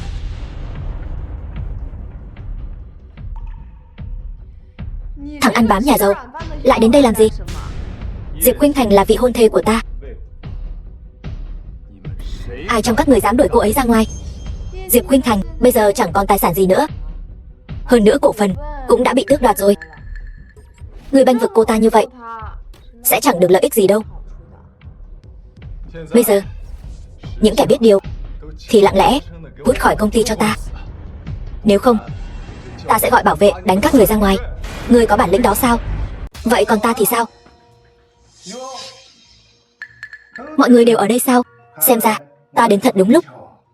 Phải đó Vương lão bản. Ngươi xem, hai người mà Uy gia đang truy nã bây giờ đều ở đây. Nên xử lý bọn họ thế nào đây? Dám đắc tội với Huy gia, tự nhiên là cho bọn chúng có đến mà không có về. Tối nay ta sẽ tìm người xử lý ngươi. Vương lão bản đắc tội với ngươi, khiến ngươi mất mặt. Là cô ta, Diệp Khuynh Thành. Con đàn bà mà lão tử coi trọng, không chạy thoát được đâu. Bọn chúng đông người, ngươi có chắc không? Bọn chúng chỉ là lũ sâu bọ mà thôi. Diệp Khuynh Thành, cô bớt nói nhảm đi. Mau cút khỏi cái ghế chủ tịch đi. Cô có tư cách đó sao? Cô ta không có tư cách đó. Vậy ngươi thì có sao? Ta tất nhiên là có rồi. Hiện tại ta nắm giữ 51% cổ phần của Diệp thị. Ta là cổ đông lớn. Vậy sao?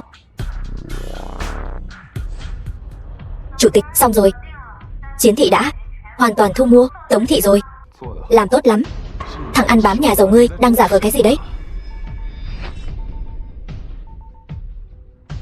Alo. Gì? Có chuyện gì vậy Tử Minh ca? Xong rồi, tất cả đều xong rồi. Tống thị tập đoàn đã bị Chiến gia thâu tóm rồi. Cái gì?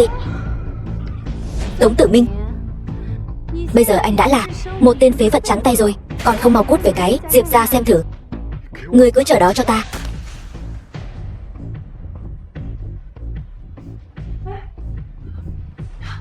Tử Minh ca đợi em với. Trang tiểu thư, ngươi gậy ông đập lưng ông rồi. Muốn liên hợp với Tống Tử Minh hại ta. Kế hoạch đổ bể rồi. Ngươi cứ chờ đó cho ta. Vừa rồi ai nói ta có đến mà không có về? Ta chính là người của Huy gia, người của Huy Bá Thiên. Các ngươi dám đánh ta chính là không nể mặt Huy gia. Các ngươi chọc nổi sao? Chiến Phong, né chỗ hiểm, đừng lấy mạng người, đã hiểu?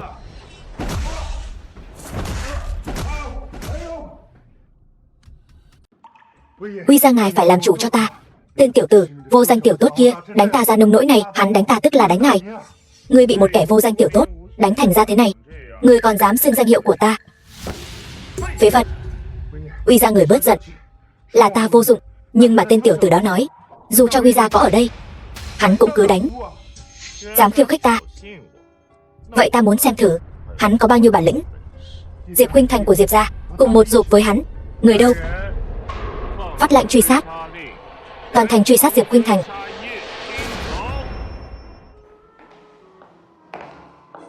Vì ta thu mua Tống thị tập đoàn. Người yêu ta rồi. Người nghĩ nhiều rồi.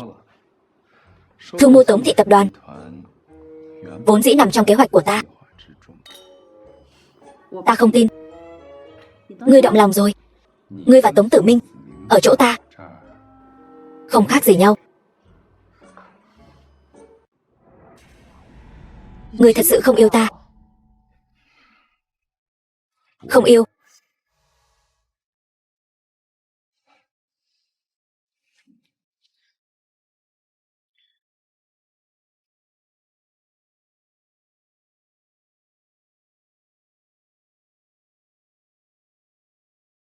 Tốt. Nếu đã như vậy, vậy hôn sự giữa chúng ta hủy bỏ đi. Ngươi là thiên mệnh chi tử của ta, nhưng cũng không phải không thể thiếu ngươi. Diệp Khuynh Thành, nếu không có ta, ngươi ngay cả Diệp thị tập đoàn cũng không giữ nổi. Vậy thì sao chứ? Dù sao ta cũng không phải người của thế giới này. Ta sớm muộn gì cũng sẽ rời đi. Ngươi quả nhiên muốn rời đi. Nếu không thì sao? Ngươi muốn ta đường đường là một vị quốc sư, vì một phàm nhân tầm thường như ngươi sống ở đây cả đời. Thật nực cười.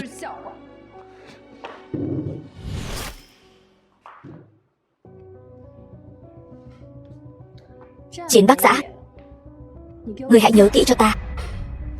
Chỉ cần ta động động ngón tay, ngươi sẽ mất mạng. Ngươi trước mặt ta cũng như con kiến hôi. Diệp Khuynh Thành,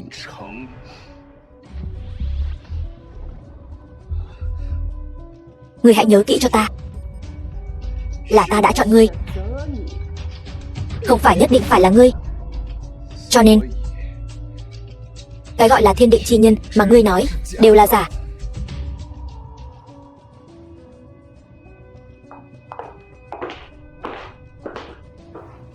Cô ta quả nhiên đang đùa dẫn ta.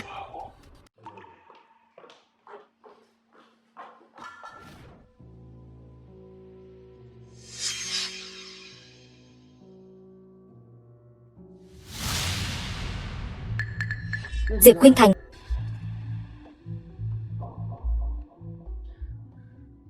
Ngươi là ai? Uy gia mời ngươi đến phủ làm khách. Ta hiện tại thân thể suy nhược, hoàn toàn không phải đối thủ của người này.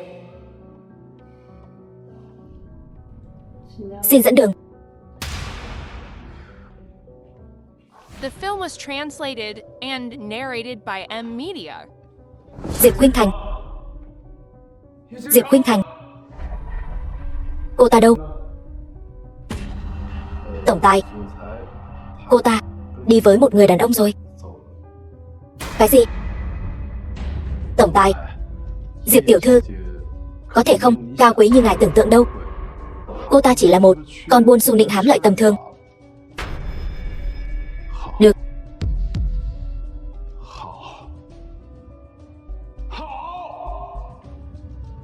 Diệp Khuynh Thành, ngươi làm tốt lắm. Tổng tài, vậy ngài còn muốn đi tìm cô ta nữa không? Ta còn tìm cô ta làm gì nữa? Về sau không được nhắc đến cô ta trước mặt ta.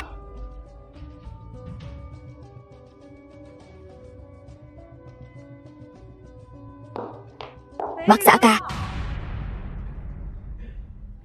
đến đây.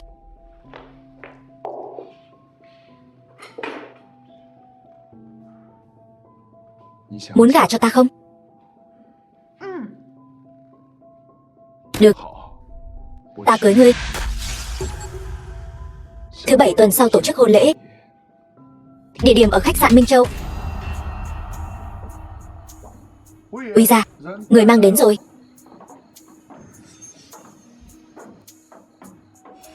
Ngươi chính là Diệp Khuynh Thành. Trông cũng được đấy. Dạ. Mang Tống Tử Minh đến đây.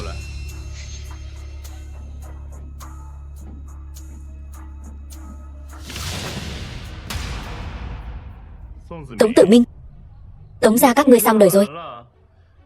Ngươi không phải còn Diệp Khuynh Thành vị hôn thê này sao?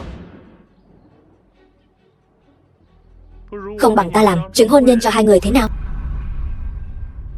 Uy gia, ý của ngài là cưới Diệp Khuynh Thành thì tài sản của Diệp gia không phải đều là của ngươi sao? Ngươi vẫn có thể làm công tử bột sống trong nhung lụa mà.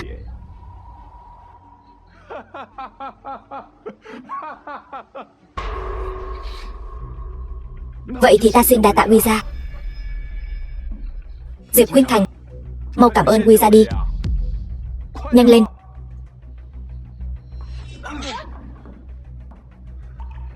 Đừng có rượu mời không uống, lại muốn uống rượu phạt. Ta nói cho người biết, Uy gia chỉ cần động một ngón tay là có thể khiến người ngỏm không có chỗ chôn. Uy gia, con đàn bà này không hiểu chuyện. Ta thay cô ta cảm ơn ngài. Vậy thứ bảy tuần sau tổ chức hôn lễ tại khách sạn Minh Châu. Thế nào? Hay quá Uy gia. Cảm ơn Uy gia. Diệp Khuynh Thành, còn 5 ngày nữa là đến ngày đại hôn của chúng ta rồi. Bây giờ ta không động đến ngươi, nhưng người tốt nhất là phải ngoan ngoãn nghe lời. Nếu không, ta không dám chắc ngươi có còn sống được không đâu.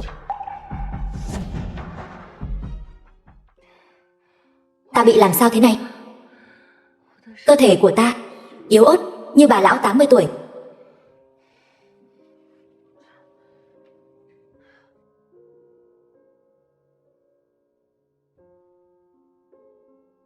Không được, ta phải rời khỏi đây. Không thể để bọn chúng tùy ý sắp đặt. Còn tiện nhân này không ngờ biến ngươi thành quái vật thế này. Tống Tử Minh vẫn còn muốn cưới ngươi. Tống Tử Minh cưới ngươi chỉ vì gia sản của Diệp gia thôi. Đợi hắn ta có được toàn bộ tài sản rồi, ngươi sẽ bị vứt bỏ như rác rưởi.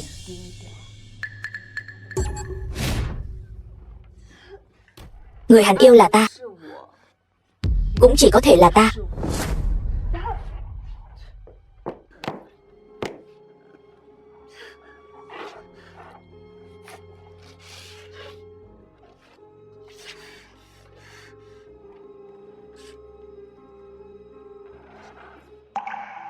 Tổng tài, tin tức ngài sắp đại hôn với Trang tiểu thư đã được các phương tiện truyền thông lớn đưa tin rồi.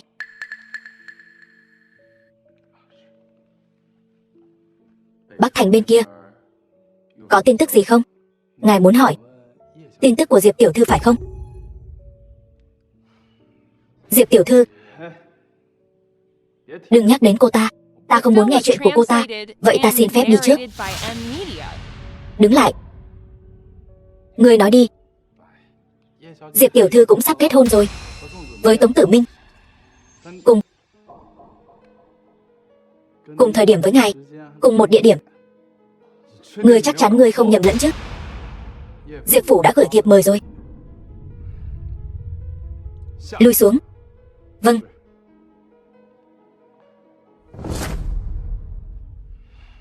Diệp Khuynh Thành, ngươi thả gả cho một kẻ hãm hại ngươi, muốn đẩy ngươi vào chỗ ngỏm, cũng không chịu cúi đầu trước ta. Xem ra tất cả những chuyện này đều là do ngươi bày ra. Ngươi làm việc tuyệt tình như vậy thì đừng trách ta không nương tay. Alo, tăng tốc việc thâu tóm Diệp thị tập đoàn. Ta muốn trong vòng nửa tháng khiến Diệp thị tập đoàn biến mất khỏi Bắc Thành.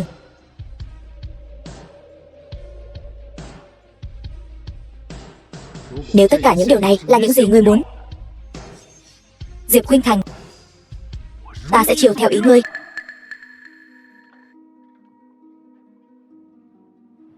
Tống tiên sinh,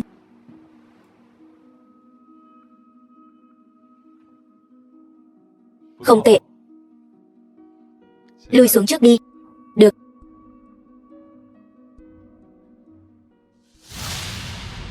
Diệp Khuynh Thành, hôm nay là ngày đại hỷ của chúng ta. Ngươi có phải nên vui vẻ một chút không? Ngươi có bản lĩnh thì lấy mạng ta đi.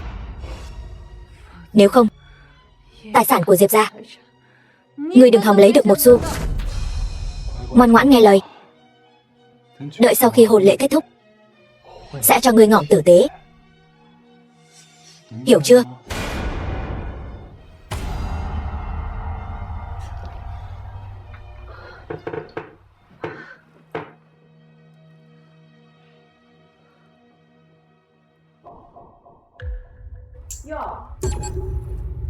Một mình ở đây sao?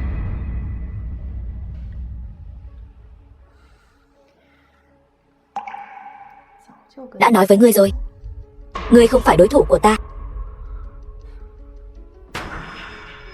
Sao ngươi lại ở đây? Đương nhiên là đến để kết hôn rồi. Ngươi còn chưa biết sao? Hôm nay là ngày đại hôn của ta và Chiến Bắc Dã. Ngươi tưởng hắn sẽ thích ngươi sao? Chỉ là đùa giỡn với ngươi thôi. Đêm đó nếu không phải ta hạ thuốc hắn, làm sao đến lượt ngươi chiếm tiên cơ? Thật là hời cho ngươi. Ngươi hạ thuốc Chiến Bắc Dã.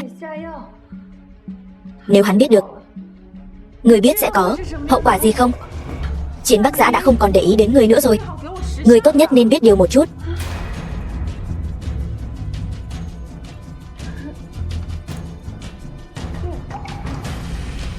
Quên nói với ngươi, Chiến Bắc Dã đã thâu tóm Diệp thị tập đoàn rồi. Không bao lâu nữa, Diệp gia của ngươi sẽ biến mất khỏi Bắc Thành. Hắn đã nảy sinh sát tâm với ngươi rồi.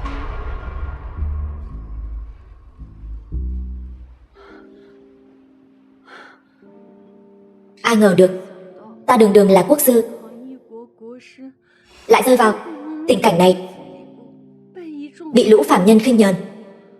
Có lẽ số mệnh ta đã định, không gặp được tiên duyên trời định, ta sẽ hồn phi phách tán. Tình yêu nam nữ rốt cuộc là gì? Là tiền tài hay quyền lực? Tình yêu quả thật khó hiểu.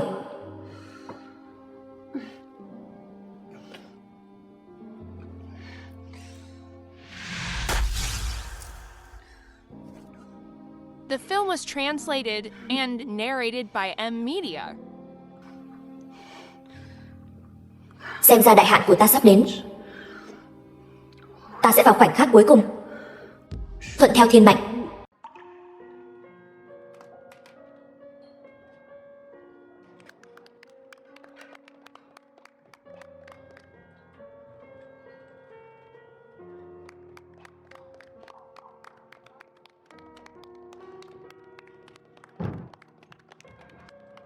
Tân nương, ngươi có bằng lòng gả cho chàng trai này để anh ấy làm chồng ngươi và kết hôn với ngươi, bất kể bệnh tật hay khỏe mạnh, bất kể nghèo khó hay giàu sang, hay bất kỳ lý do nào khác, đều yêu thương chăm sóc ngươi, tôn trọng chấp nhận ngươi, thủy chung với ngươi cho đến cuối đời.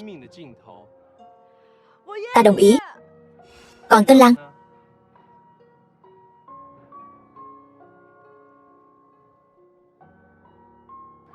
Tân lang, ngươi có bằng lòng để người con gái này làm vợ ngươi và kết hôn với ngươi, dù nghèo khó hay giàu sang, dù bệnh tật hay khỏe mạnh, đều yêu thương ngươi, tôn trọng ngươi, chăm sóc ngươi, chấp nhận ngươi, không đổi thay cho đến cuối đời.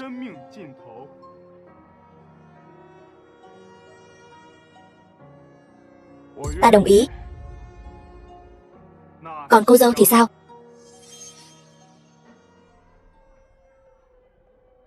Mau nói đồng ý đi.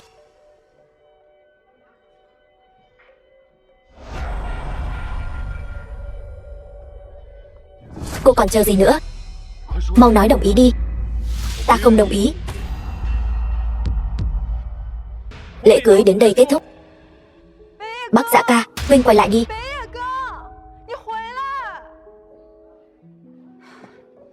Ngươi làm gì vậy? Ngươi ngỏm cho ta. Ngỏm đi.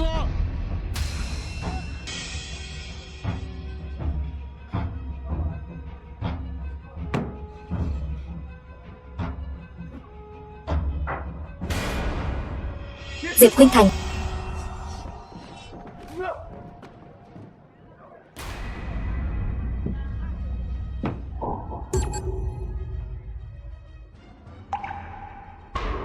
Diệp Khuynh Thành.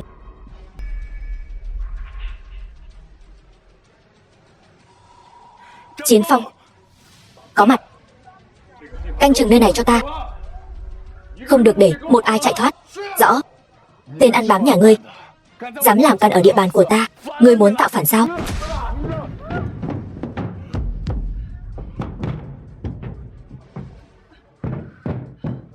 Tử Minh ca, để ta đưa huynh đi trước, mau lên.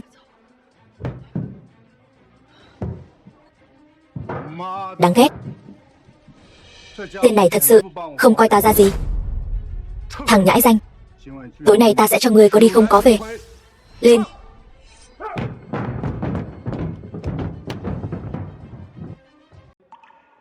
Diệp Khuynh Thành, tỉnh lại đi. Chiến Bắc Dã, ta không ổn rồi. Khó chịu quá. Ta phải làm sao để giúp ngươi? Ôm ta đi. Ôm chặt ta sẽ làm dịu cơn đau của ta.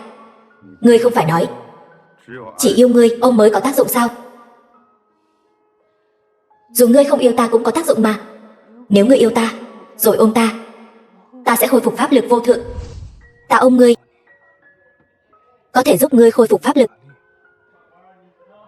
Nếu ta hôn ngươi, có thể giúp ngươi sống lại không?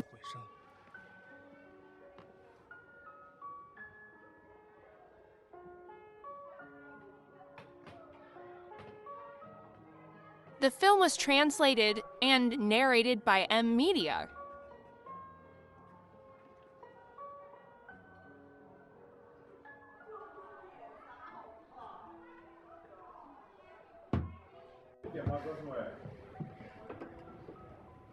Diệp Khuynh Thành, nàng tỉnh rồi. Chiến Bắc Dã, ta cảm nhận được nước mắt của ngươi rồi. Diệp Khuynh Thành, xin lỗi, ta đã nói dối. Ta yêu em. Ta biết.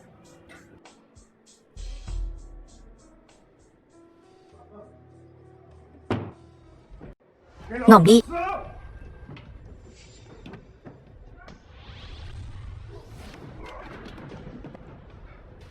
Sao có thể? Làm sao có thể như vậy? Mấy người làm gì thế? Ta là người của Huy gia. Động vào ta, mấy người sẽ không ngỏm tử tế đâu. Quay về nói với Huy Bá Thiên, Bắc Thành sắp đổi chủ rồi. Từ hôm nay trở đi, mọi chuyện do ta Diệp Khuynh Thành quyết định. Người gan hùm mật gấu sao? Huy gia lấy mạng người không chớp mắt. Ngươi muốn làm lão đại Bắc Thành, ngươi có cái mạng đó không? 3 ngày nữa, bảo hắn ngoan ngoãn đến xin lỗi ta. Nếu không, ngươi với hắn sẽ vĩnh viễn biến mất khỏi Bắc Thành.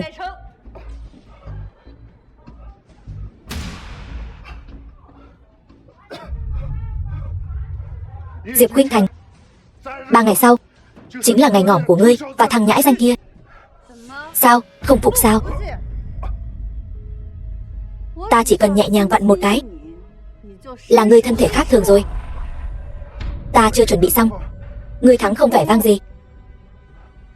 Được, cho ngươi thời gian. 3 ngày sau gặp ở Diệp gia. Được, các ngươi cứ chờ đấy, chúng ta đi.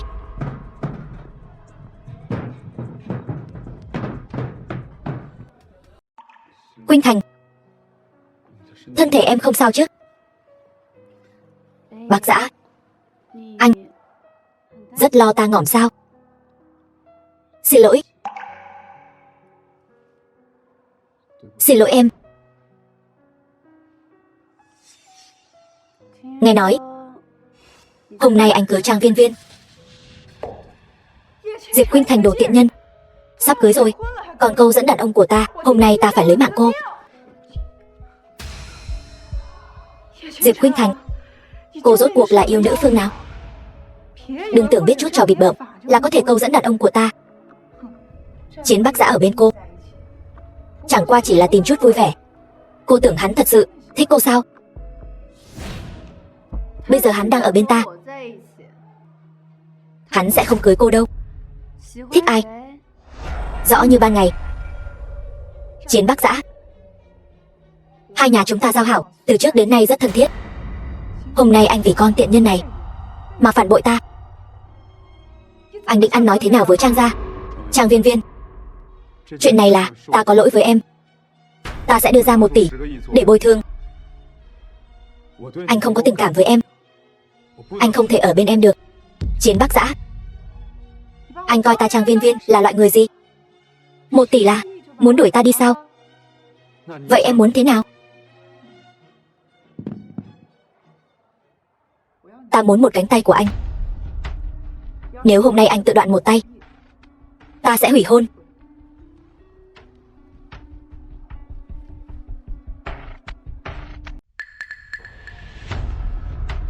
Trang Viên Viên, người chắc chứ?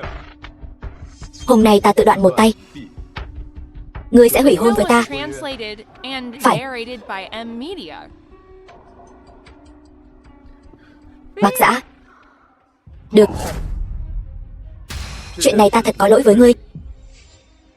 Hôm nay ta sẽ tự chặt một tay trước mặt mọi người. Từ nay về sau, chúng ta không còn liên quan gì nữa.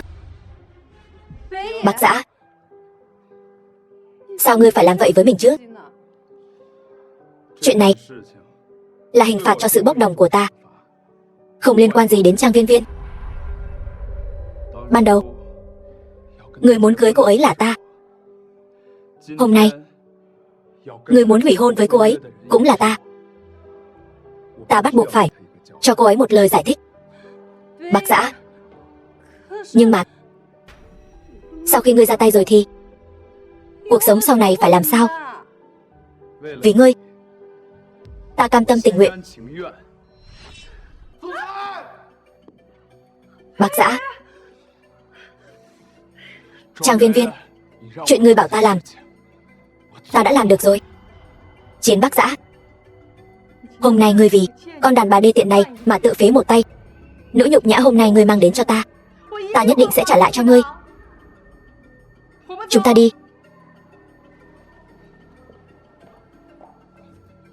Bắc Dã, tổng tài, ngươi dáng chịu đựng một chút, chúng ta lập tức đến bệnh viện, mau đến bệnh viện đi. Không cần.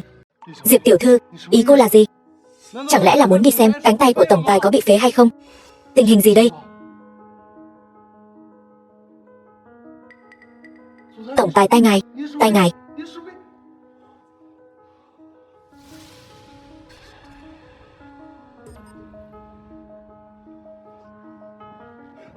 Chiến Phong. Hắn không sao. Để tránh gây ra hoang mang, ta đã xóa ký ức của hắn. Còn có thể làm vậy sao? Ngươi xem tay mình đi.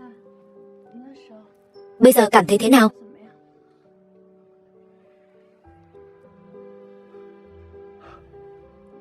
Tay ta không sao rồi.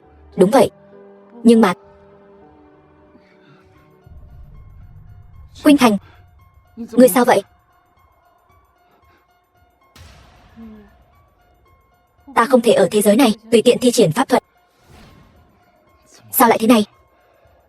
Hai thế giới của chúng ta từ trường khác nhau. Nếu ta thi triển pháp thuật quá mức sẽ bị phản vệ.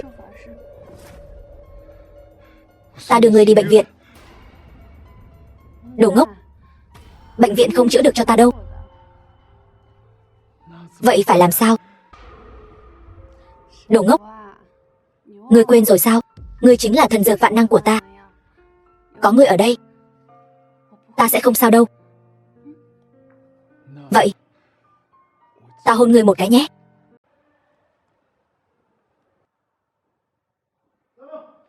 Tổng tài, tay ngài thế nào rồi?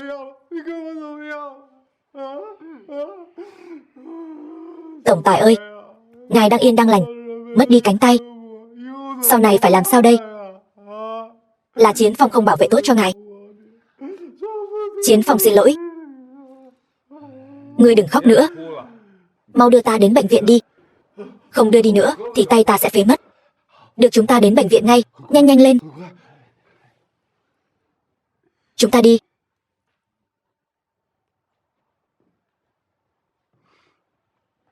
Diệp tiểu thư này thật là... Tổng tài đã như vậy rồi, còn bắt ngài ấy đỡ.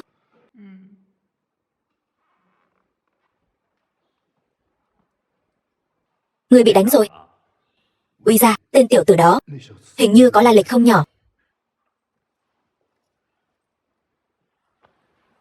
Lai lịch gì? Ta vẫn chưa rõ. Liên tục bị đánh mấy lần, đều không biết hắn ta là ai. Đồ bỏ đi. Uy ra, bất kể hắn ta là ai, quan trọng là dù hắn ta là ai cũng không cao quý tôn kính bằng ngài. Dám ở Bắc Thành của ta gây sự, đó chính là đối đầu với ta. Uy ra. Diệp Khuynh Thành nói 3 ngày sau muốn cùng ngài quyết cao thấp. Diệp Khuynh Thành, cô ta có tư cách gì? Uy ra, Diệp Khuynh Thành quen dùng những chiêu trò hư trương thanh thế này. Ta nghe nói gần đây Chiến thị tập đoàn đang tăng cường thu mua Diệp thị tập đoàn. Cô ta không có bản lĩnh tranh với ngài. Diệp Khuynh Thành bỏ trốn trong hôn lễ, thật là mất hết thể diện của Diệp thị nhất tộc. Tộc nhân chúng ta sẽ đuổi cô ta ra khỏi Diệp gia. Sau này để Tử Huyên làm chủ. Cảm ơn tộc trưởng, ta Diệp Tử Huyên nhất định sẽ không phụ lòng sự phó thác của Diệp thị nhất tộc. Uy ra, Diệp gia chúng ta sau này phải nhờ ngài chiếu cố nhiều hơn. 3 ngày sau, đợi ta bắt được Diệp Khuynh Thành, mọi chuyện đều dễ nói. Diệp gia chúng ta nhất định sẽ toàn lực giúp ngài một tay. Ta Vương lão hộ cam tâm tình nguyện làm cánh tay trái của Uy gia. Thuộc hạ của ta mặc ngài sai khiến. 3 ngày sau, ta nhất định sẽ quay lại.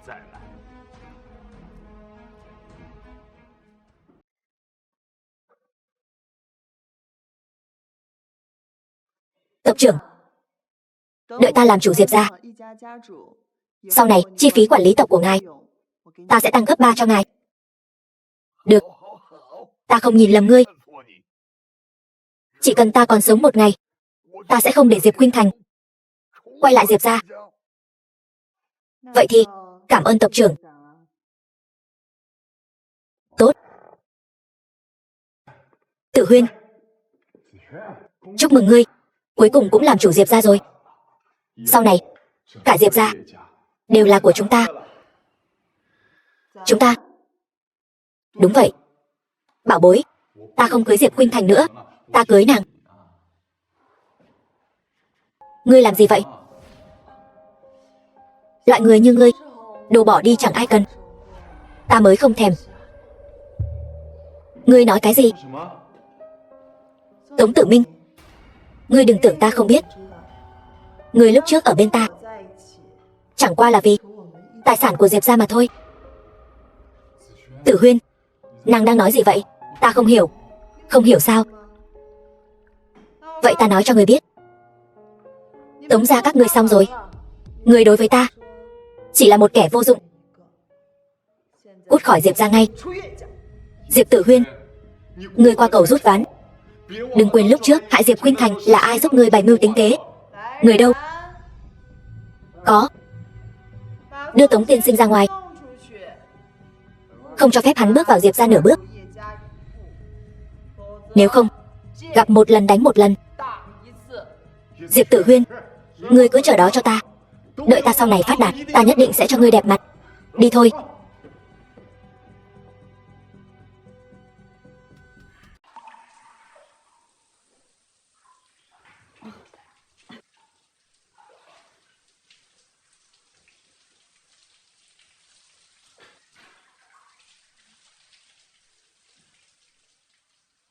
Ngươi sao vậy? Giúp ta. Được.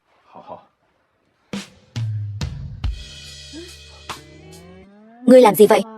Ngươi không phải nói chỉ cần chúng ta là có thể khôi phục pháp lực sao? Không được. Diệp Khuynh Thành, ngươi muốn ta giúp ngươi, ngươi còn đánh ta. Không phải vậy. Chiến Bắc Giã, chúng ta bây giờ vô danh vô phận, không thể làm loại chuyện đó. Chúng ta lần đầu tiên gặp mặt, chuyện nên làm thì đã làm rồi. Vậy bây giờ ngươi nói có phải hơi muộn rồi không? Lúc đó bị bỏ thuốc, thần trí không tỉnh táo. Cũng đúng. Tối hôm đó, nếu ta thần trí tỉnh táo, hẳn là sẽ không xảy ra chuyện với ngươi. Cho nên ngươi hối hận rồi. Ta không hối hận. Ta rất may mắn đêm đó là ngươi. Thật ra hôm nay ngươi không nên tự đoạn cánh tay. Thuốc của ngươi là do Trang Viên Viên bỏ. Ngươi làm sao biết? Ta đương nhiên biết. Cô ta tự mình nói với ta. Cô ta rất kiêu ngạo, căn bản không sợ ngươi biết.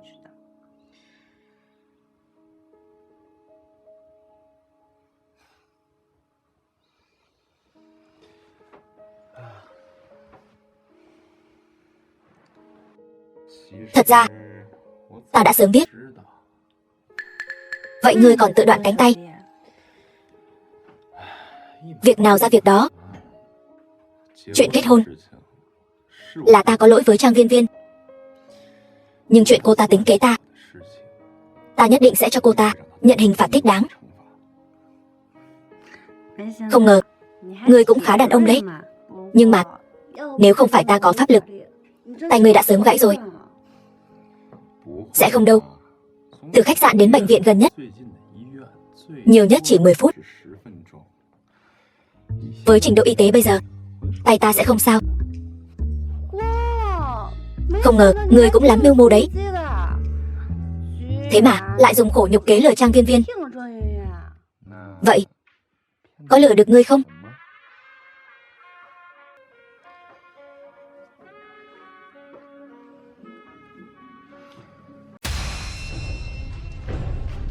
Đừng đánh nữa. Ta là Tống Tử Minh, đừng đánh nữa. Dừng tay.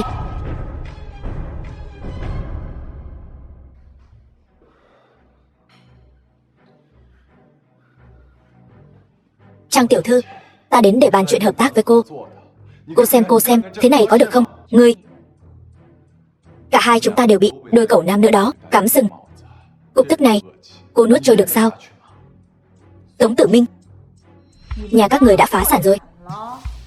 Anh có tư cách gì đến nói chuyện hợp tác với ta? Vì trong tay ta có một bí mật lớn. Cái gì?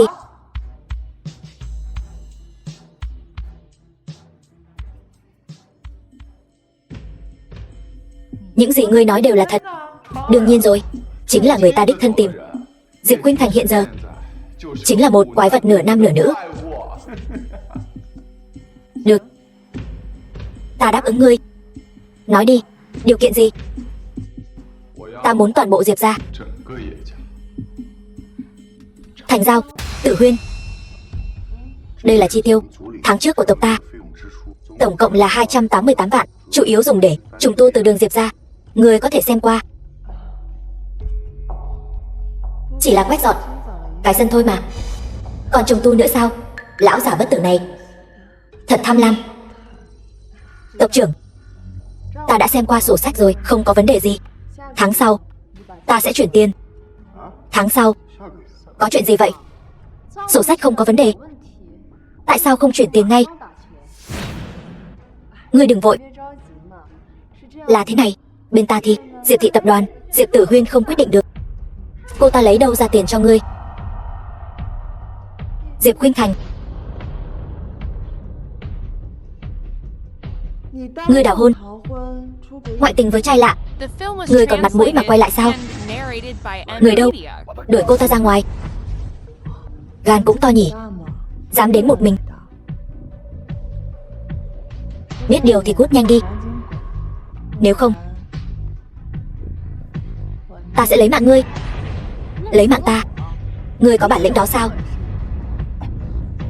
Lá gan thật lớn. Diệp Khuynh Thành, ngươi dám trước mặt chúng ta mà hành hung. Người đâu? Bắt Diệp Khuynh Thành lại. Để các ngươi ở Diệp gia hoành hành bá đạo quá rồi. Tộc trưởng, những năm qua ngươi biển thủ tiền của tộc, ta sẽ khiến ngươi nôn ra từng đồng. Người đâu? Bắt Diệp Khuynh Thành lại. Loại người này giữ lại chính là tai họa. Diệp gia sớm muộn gì cũng bại trong tay cô ta. Tao thấy ngươi đúng là chán sống.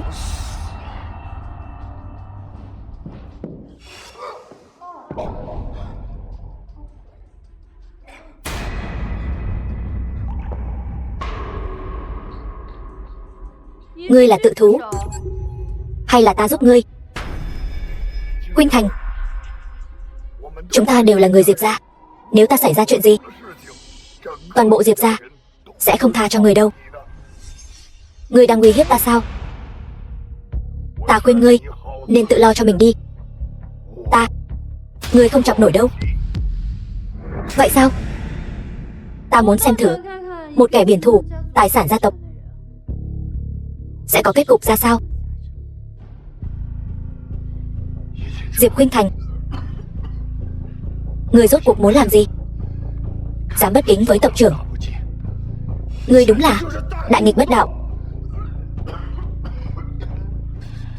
Ngươi đắc tội với Uy gia, còn dám khoa trương sao? 3 ngày nữa Uy gia sẽ khiến ngươi biến mất khỏi Bắc Thành. Nếu muốn đến nộp mạng thì cứ việc đến. Tên ăn bám nhà ngươi lại đến đây làm gì? Khuynh Thành, sao ngươi không nói với ta một tiếng mà đã về Diệp gia rồi? Chuyện này không liên quan đến ngươi. Ta không muốn liên lụy ngươi. Liên lụy? Có phải ta quá khiêm tốn rồi không? Vậy mà để cô ta thiếu cảm giác an toàn đến vậy. Diệp Khuynh Thành, ngươi đắc tội với Uy gia. Ngươi ở Bắc Thành đã không còn chỗ đứng. Ta khuyên ngươi nên sớm rời khỏi Bắc Thành. Uy Bá Thiên, ta muốn xem thử hắn có bản lĩnh gì. Ngươi đừng vanh váo, Uy gia sẽ không tha cho các ngươi. Ngươi cứ để hắn đến.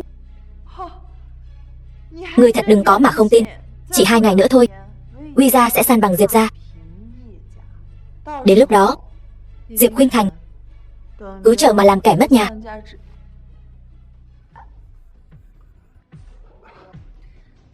Lần sau còn lắm lời, sẽ cho ngươi câm cả đời.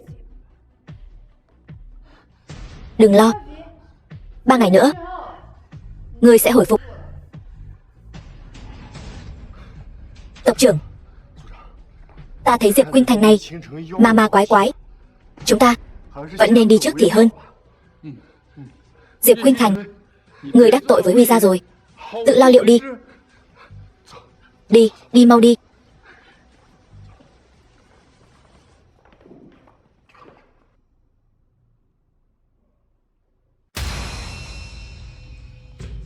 Viên, The film những gì was cô nói đều là thật sao? translated and narrated by Phải. M Media. Tính Bắc Giã ca, nói một là một. Anh ấy hủy hôn ngay ngày cưới, không giống tính anh ấy ngày thường. Nhất định là bị yêu nữ nào đó mê hoặc rồi. Theo như cô nói, Diệp Khuynh Thành kia không phải loại tốt lành gì. Phải. Bây giờ danh tiếng hai nhà chúng ta đều bị cái người họ Diệp kia hủy hoại rồi. Cứ tiếp tục thế này, Bắc Giã. Viên, cô yên tâm, ta tuyệt đối không cho phép loại người này bước vào chiến gia chúng ta. Bà nội vẫn là bà sáng suốt. Vậy ta xin phép về trước. Được, không làm phiền bà nghỉ ngơi nữa.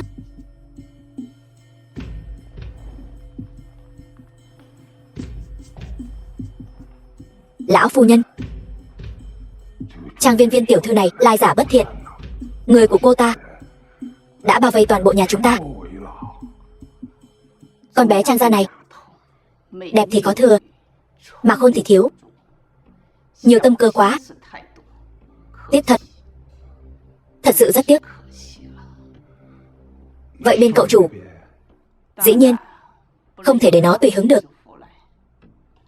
Danh tiếng chiến gia không thể bị hủy hoại trong tay thằng nhóc này. Vậy chúng ta đến Bắc Thành, đến Diệp gia. Được, ta sẽ sắp xếp ngay. Chuyện này là sao? Cô ta bị Diệp Khuynh Thành làm cho câm. Làm thế nào? Hạ độc? Không phải, chỉ cần một cái chỉ. Nói bậy. Chỉ một cái. Ngươi coi Diệp Khuynh Thành là thần tiên sao? Uy ra, là thật. Ta nào dám lừa ngài. Nhưng mà nói đi cũng phải nói lại, Diệp Khuynh Thành này trông khá là tà môn. Ý gì vậy?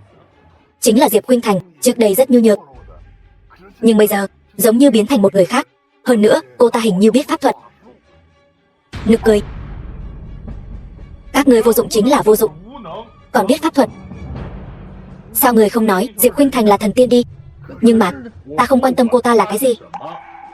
Dám ở địa bàn của ta làm loạn, ta sẽ diệt trừ cô ta. Đối phó với Diệp Khuynh Thành, sao không gọi ta?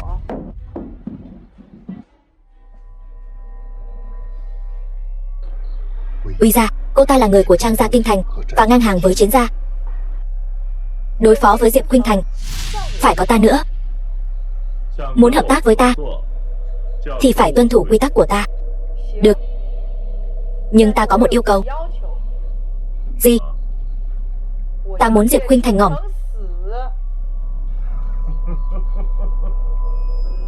Được. Người yêu cũ gặp nhau, đi nhanh vậy làm gì? Diệp Tử Huyên bị đuổi khỏi Diệp gia, có tư vị thế nào? Ngươi nghĩ ta sẽ ở bên ngươi sao? Ngươi nằm mơ đi. Năm đó nếu không phải vì gia sản của Diệp gia, ta sẽ với cái tên ngu ngốc này ở bên nhau sao? Ngươi muốn làm gia chủ Diệp gia, ngươi xứng sao? Ngươi và Diệp Khuynh Thành đều chỉ là quân cờ của ta thôi. Diệp Khuynh Thành không nghe lời, không nhận đầu tư của Tống thị, ta đành phải trừ khử cô ta. Còn ngươi thật sự nghĩ ta muốn ở bên ngươi sao? Bây giờ ta có Trang Viên, danh viên của Kinh Thành. Đó là thứ người có thể sánh bằng sao? Từ đầu đến chân, ngươi ngay cả một đầu ngón chân của cô ấy cũng không xứng. Không xứng. Đồ điên. Ta sẽ xử lý xong Diệp Khuynh Thành trước, rồi sẽ xử lý ngươi.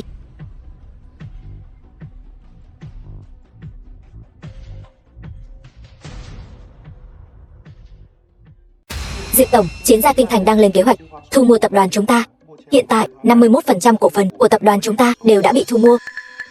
Chiến gia Kinh Thành Chiến Bắc Giã.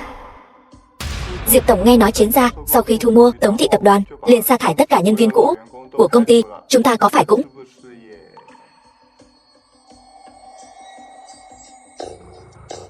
Chiến Bắc Giã muốn thu mua công ty của ta. Tại sao hắn ta không báo trước cho ta biết? Hắn ta muốn làm gì?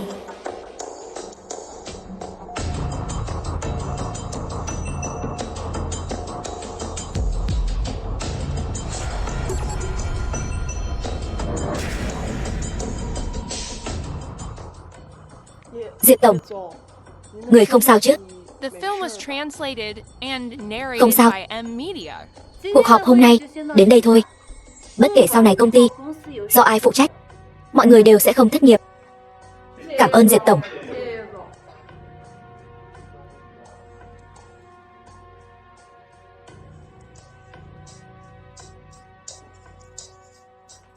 Diệp tổng, không lẽ thật sự cắt rồi? Quá khủng khiếp. Nếu là một người phụ nữ mất đi thứ này, chẳng phải là yêu quái sao? Quá đáng sợ. Khó trách Tống Tử Minh lại muốn từ hôn. Nhìn các người tuổi tác cũng lớn rồi mà gan lại nhỏ thế.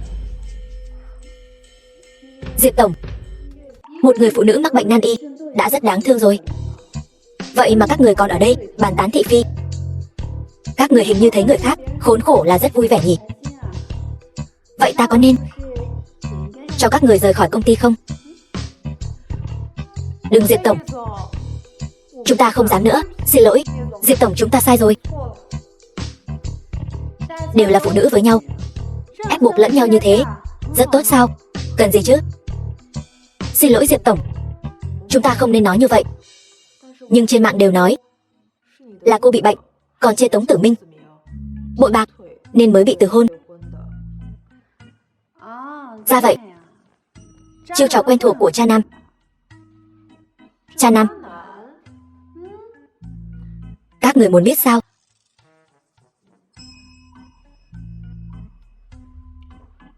Nói cho các người biết. Siêu kinh tởm. Thật sao? Trên đời này còn có loại gã đàn ông thối tha này. Cô yên tâm Diệp tổng, chúng ta tuyệt đối sẽ không để Tống Tử Minh được như ý. Lát nữa chúng ta sẽ đi vạch chân bộ mặt thật của Tống Tử Minh cho mọi người biết. Vậy cảm ơn các người.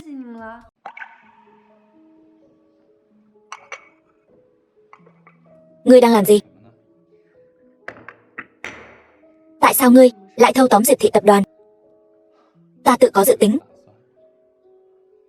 Một người có thể phân biệt rõ ràng tình yêu và lợi ích như vậy sao?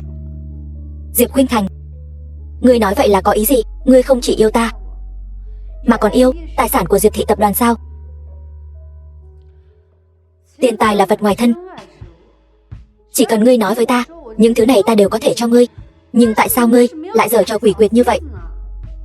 Diệp Khuynh Thành, cả trái tim ta đều đặt trên người ngươi.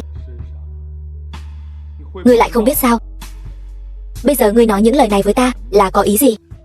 Ta chỉ là có chút không hiểu ngươi. Ngươi quá tự đại. Ngươi là quốc sư thì sao? Ngươi biết pháp thuật thì đã sao? Chẳng lẽ ta không thể có suy nghĩ của riêng mình sao? Những gì ta nghĩ trong lòng đều phải cho ngươi biết sao? Đúng, chúng ta đang ở bên nhau. Ngươi không nên giấu giếm ta bất cứ điều gì. Ta không đồng ý. Chiến Bắc Giã ta làm bất cứ việc gì cũng không cần phải cho bất kỳ ai biết, kể cả ngươi. Ngươi là thiên mệnh của ta. Người ngươi yêu là ta. Ngươi nên đối đãi chân thành với ta, tin tưởng tuyệt đối. Về tình yêu, ta tuyệt đối trung thành. Nhưng mà ta cũng có quyền riêng tư của mình. Tuy chúng ta là người yêu, nhưng chúng ta cũng có những bí mật riêng chứ. Chiến Bắc Giã, bộ dạng ngươi giảng đạo lý với ta thật chán ghét. Diệp Khuynh Thành, bộ dạng vô lý cản quấy của cô, ta thật không ngờ tới. Ta cứ tưởng cô khác với những nữ nhân khác. Cô sáng suốt thấu tình đạt lý. Ta đột nhiên phát hiện Cô là một The nữ film nhân was đầy dục vọng chiếm hữu. translated and narrated by M Media. Ta là vì xem ngươi như người nhà. Ta không cần. Ta biết. Nhưng ngươi phải hiểu rõ, ta có thể dễ như trở bàn tay cho ngươi sống 100 tuổi, hưởng hết vinh hoa phú quý. Ta không thèm. Vậy là không còn gì để nói nữa sao?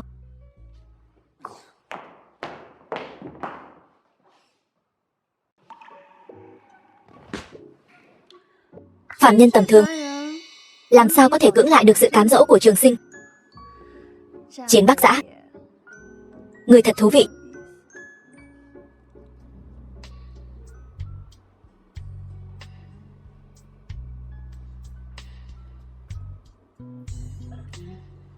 Sao rồi?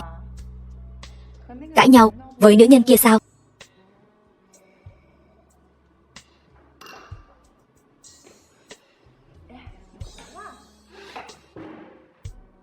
Đừng chạm vào ta. Chiến Bắc Giã, ta và ngươi mới là cùng một loại người. Ngươi và Diệp Khuynh Thành kia căn bản không có tiếng nói chung.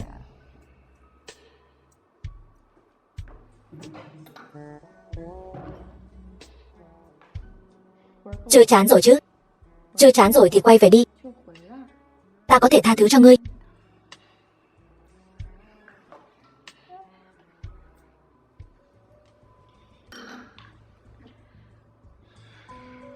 Ta biết ngươi nhất thời có thể chưa thích nghi được.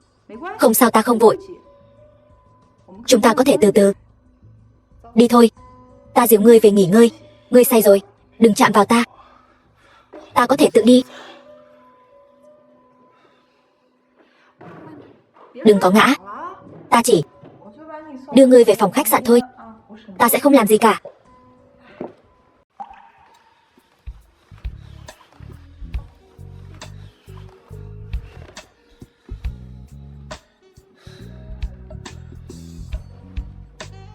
Chiến Bắc Giã, đến cuối cùng ngươi vẫn là của ta.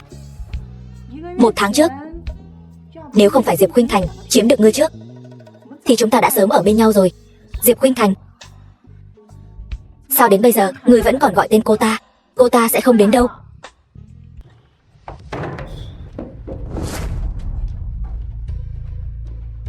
Sao cô lại đến đây?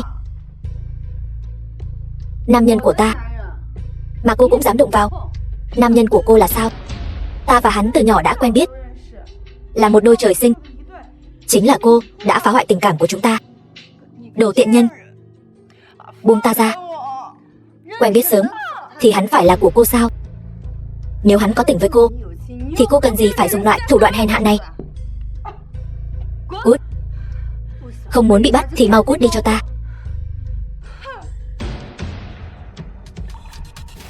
Đồ ngốc, lần nào cũng bị người ta bỏ thuốc. Đừng chạm vào ta. Người ta yêu là Diệp Khuynh Thành. Chiến Bắc Giã, là ta. Ngươi đến rồi. Trang Viên Viên đã đi rồi. Bây giờ ngươi an toàn rồi. Ta không sao. Ngươi đi đi. Ngươi chắc chứ? Ngươi không sao sao? Gọi Chiến Phong tới, đưa ta đến bệnh viện. Trang Viên Viên hạ thuốc ngươi, là loại thuốc mạnh nhất. Đến bệnh viện cũng vô dụng. Không ngờ tính tình ngươi cũng kiêu căng quá đấy. Được rồi, đừng khiêm tốn nữa. Ta tôn trọng sự lựa chọn của ngươi, cũng tôn trọng sự riêng tư của ngươi. Chỉ cần ngươi đối với tình cảm của chúng ta tuyệt đối trung thành. Lại đây, hôn ta. Lúc nào rồi? Ngươi còn. Nhanh lên.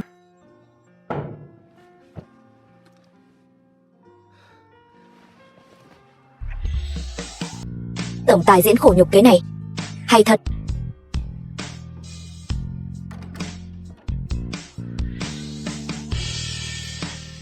Ta muốn nặng Diệp Khuynh Thành. Vô luận như thế nào, hôm nay cô ta phải nộp nặng. Trang tiểu thư đừng sốt ruột. Không chỉ Diệp Khuynh Thành, ngay cả thằng nhãi danh đó, Uy gia cũng sẽ giải quyết hết. Bắc Thành không cho phép có người ngông cuồng như vậy tồn tại. Chúng ta lập tức đến Diệp gia, dạy dỗ cô ta quy củ. The film was translated Vâng. and narrated by M Media.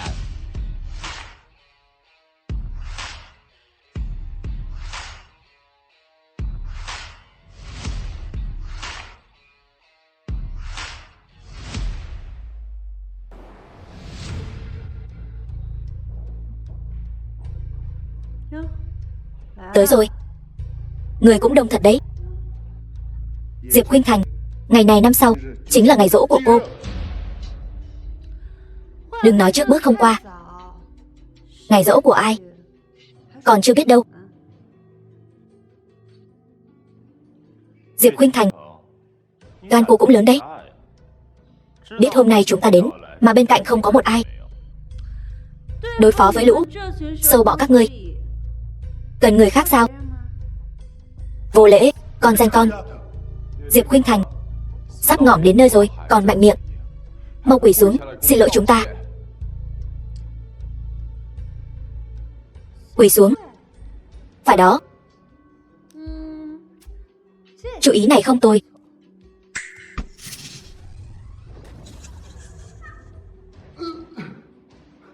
Chuyện gì thế này? Sao ta không đứng dậy được? Đồ hỗn láo. Ngươi thấy cô ta mà sợ đến vậy sao? Không phải đâu Uy gia, ta thật sự không đứng dậy được. Chuyện gì vậy?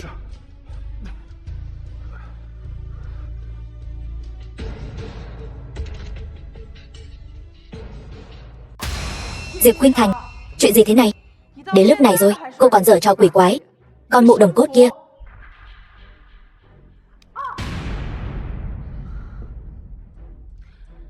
Hôm nay tâm trạng ta tốt, sẽ chơi với các ngươi. Cho đã.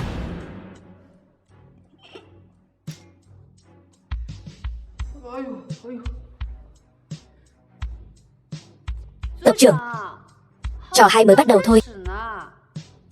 Đi đâu? Con danh con nhà ngươi rốt cuộc đang dở trò gì? Mọi người cẩn thận. Con danh này đã đặt không ít bẫy trong nhà này. Đây đều là trò vịt bợm. Đừng sợ.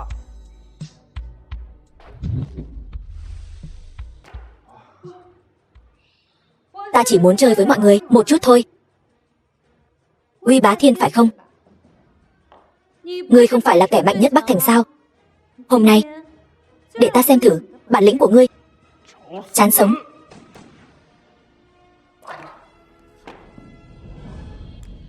Người ngỏm rồi. Dám trước mặt lão tử làm trò sao? Lão tử tiễn ngươi lên Tây Thiên. Uy gia uy vũ, mặc kệ cô ta có ngông cuồng đến đâu cũng chỉ là chuyện một viên đạn. Uy gia bá khí thật.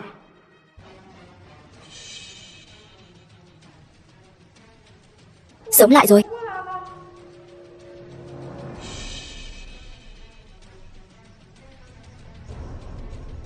Uy Bá Thiên, Đại Hạ Quốc có quy định công khai sử dụng vũ khí cấm, thì cứ chờ mà ăn cơm tủ đi.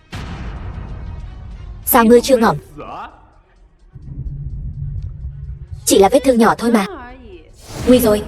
Lúc nãy vì để hồi sinh cơ thể đã sử dụng quá nhiều pháp thuật, bây giờ bị phản vệ rồi. Diệp Khuynh Thành, ngươi giả vờ cái gì? Ngươi sắp ngỏm rồi. Uy gia, chỉ là hư trương thanh thế thôi.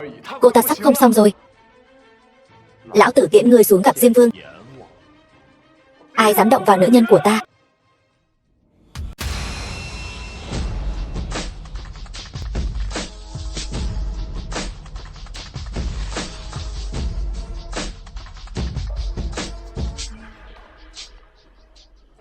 Uy gia mau nổ súng. Chính là hắn, luôn luôn khiêu chiến quyền uy của ngươi. Bắn cái đầu ngươi. Uy Bá Thiên, gặp thiếu gia còn không quỳ xuống. Thiếu gia gì? Ngươi nói cái gì? Ngươi bảo Uy gia quỳ xuống. Ngươi có biết Uy gia là đại ca lớn nhất Bắc Thành không?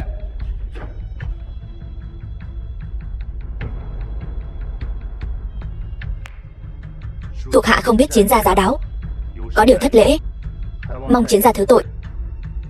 Uy gia, sao ngươi lại quỳ xuống? Bởi vì hắn là Chiến Bắc Giã. Hắn chính là gia chủ chiến gia ở kinh thành Chiến Bắc Giã. Trời cao bất công, tại sao nam nhân của Diệp Khuynh Thành lại lợi hại như vậy? Sao ngươi không gọi ta dậy? Đêm qua thấy ngươi vất vả quá, muốn ngươi ngủ thêm một chút. Vậy giờ ngươi thế nào rồi? Ta vừa dùng pháp lực chữa lành vết thương do súng bắn, bây giờ bị pháp lực phản phệ. Vậy ta phải làm sao để giúp ngươi? Chiến Bắc Giã, Chiến lão thái thái sẽ không đồng ý ngươi và cái con yêu nữ này ở bên nhau đâu. Ngươi hãy bỏ cái suy nghĩ đó đi. Họ Trang, ngươi có phải đã sớm biết hắn là Chiến Bắc Giã rồi không? Ta tất nhiên biết. Hắn đã phụ bạc ta, ta làm sao có thể không biết được. Đồ tiện nhân, ngươi cố ý hại chúng ta. Là các ngươi ngu thôi. Ngươi muốn hại ngỏm chúng ta rồi. Chiến Bắc Giã, Diệp Khuynh Thành sắp ngỏm rồi. Chẳng lẽ nửa đời còn lại ngươi muốn ở cùng cái xác này sao? Trang Viên Viên, ta nể tình hai nhà chúng ta nên vẫn luôn nhẫn nhịn ngươi. Thế nhưng ngươi lại càng ngày càng quá quắt, thật là không coi ai ra gì. Vậy thì sao? Ngươi phụ bạc ta, ta không có được ngươi thì cô ta cũng đừng hòng. Tổng tài, phòng đầu tư Chiến thị tập đoàn vừa gửi tin nhắn, Trang gia phá sản rồi. Chúng ta đã thu mua toàn bộ cổ phần của bọn họ. Cái gì? Chiến Bắc Giã, ngươi quá đáng lắm rồi. Ngươi đối xử với Trang gia như vậy, ngươi không hề quan tâm chút tình nghĩa nào giữa chúng ta sao? Ta đã cho ngươi cơ hội rồi, chính ngươi không biết trân trọng. Chiến Bắc Giã, hiện tại Chiến gia là do Chiến lão bà làm chủ. Chẳng lẽ ngươi muốn trái ý bà ấy, cưới yêu nữ này sao? Chiến lão bà tới.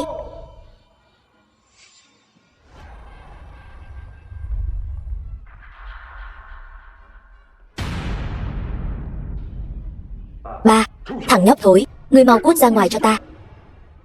Về nhà ta sẽ dạy dỗ ngươi cho ra trò. Cút.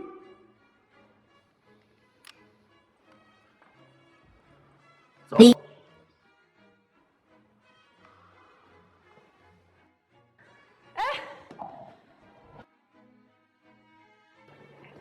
Lão thái thái sao người lại tới đây?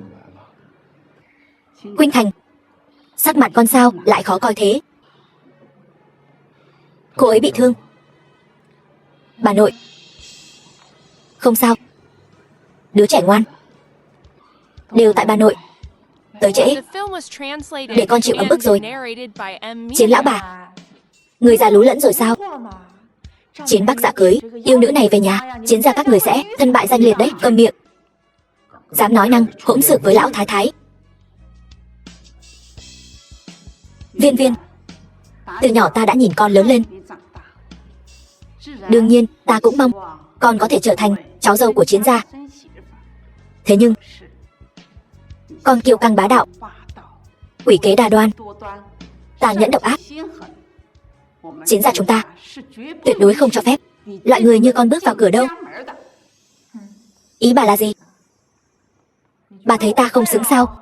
Đúng, con không xứng. Chiến gia các người là loại người tốt đẹp gì chứ? Chiến Bắc Giã cưới yêu nữ này về, Chiến gia các người cứ chờ mà ngỏm đi.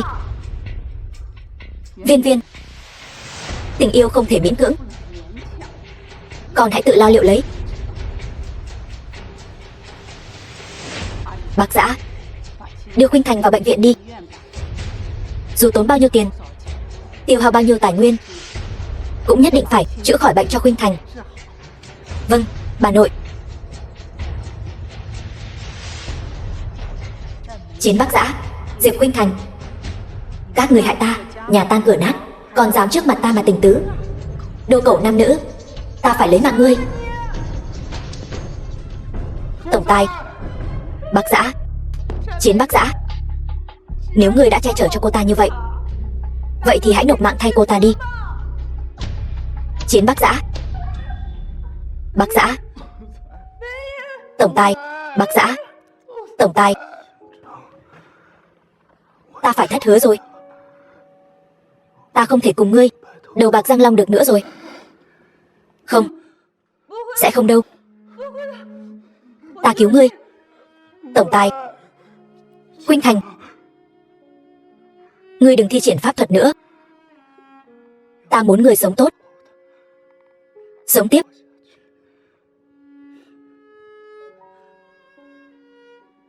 Tổng tài. Bác xã. Chiến bác xã. Chiến bác xã tỉnh lại đi. Ngươi tỉnh lại đi Chiến bác xã.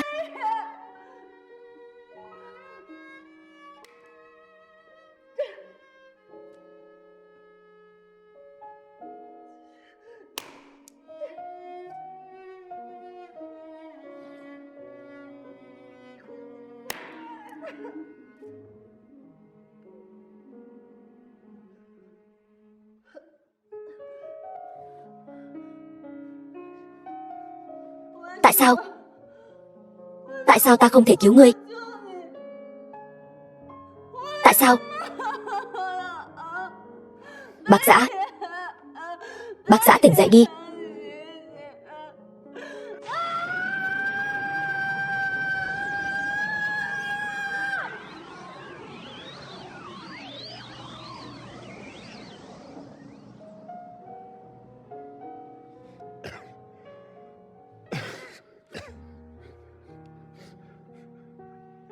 Tổng tài.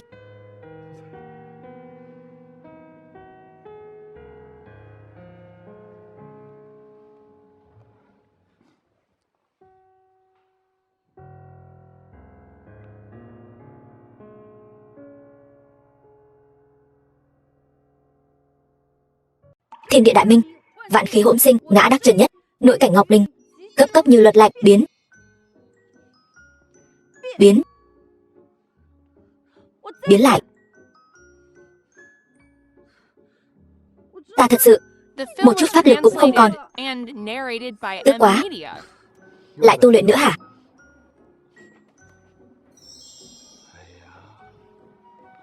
Cẩn thận đứa bé trong bụng. Chiến bác xã. Ta thật sự một chút pháp lực cũng không còn. Ta biến thành người phàm rồi. Sao cơ? Làm người phàm không tốt sao? Ta mạnh như vậy, sao có thể không có pháp lực chứ? Thôi nào, nhà bếp đã chuẩn bị cho ngươi món bánh ngươi thích nhất rồi. Chúng ta đi thử xem. Không thèm. Bánh gì vậy? Là bánh xoài. Mà ta thích nhất đó hả? Dĩ nhiên là bánh xoài. Ngươi thích nhất rồi. Vậy còn chờ gì nữa? Đi thôi. Ta thèm quá rồi. Ngươi đi chậm thôi. Cẩn thận con trong bụng. Biết rồi, thật là lắm lời. Đi đi, đi nào.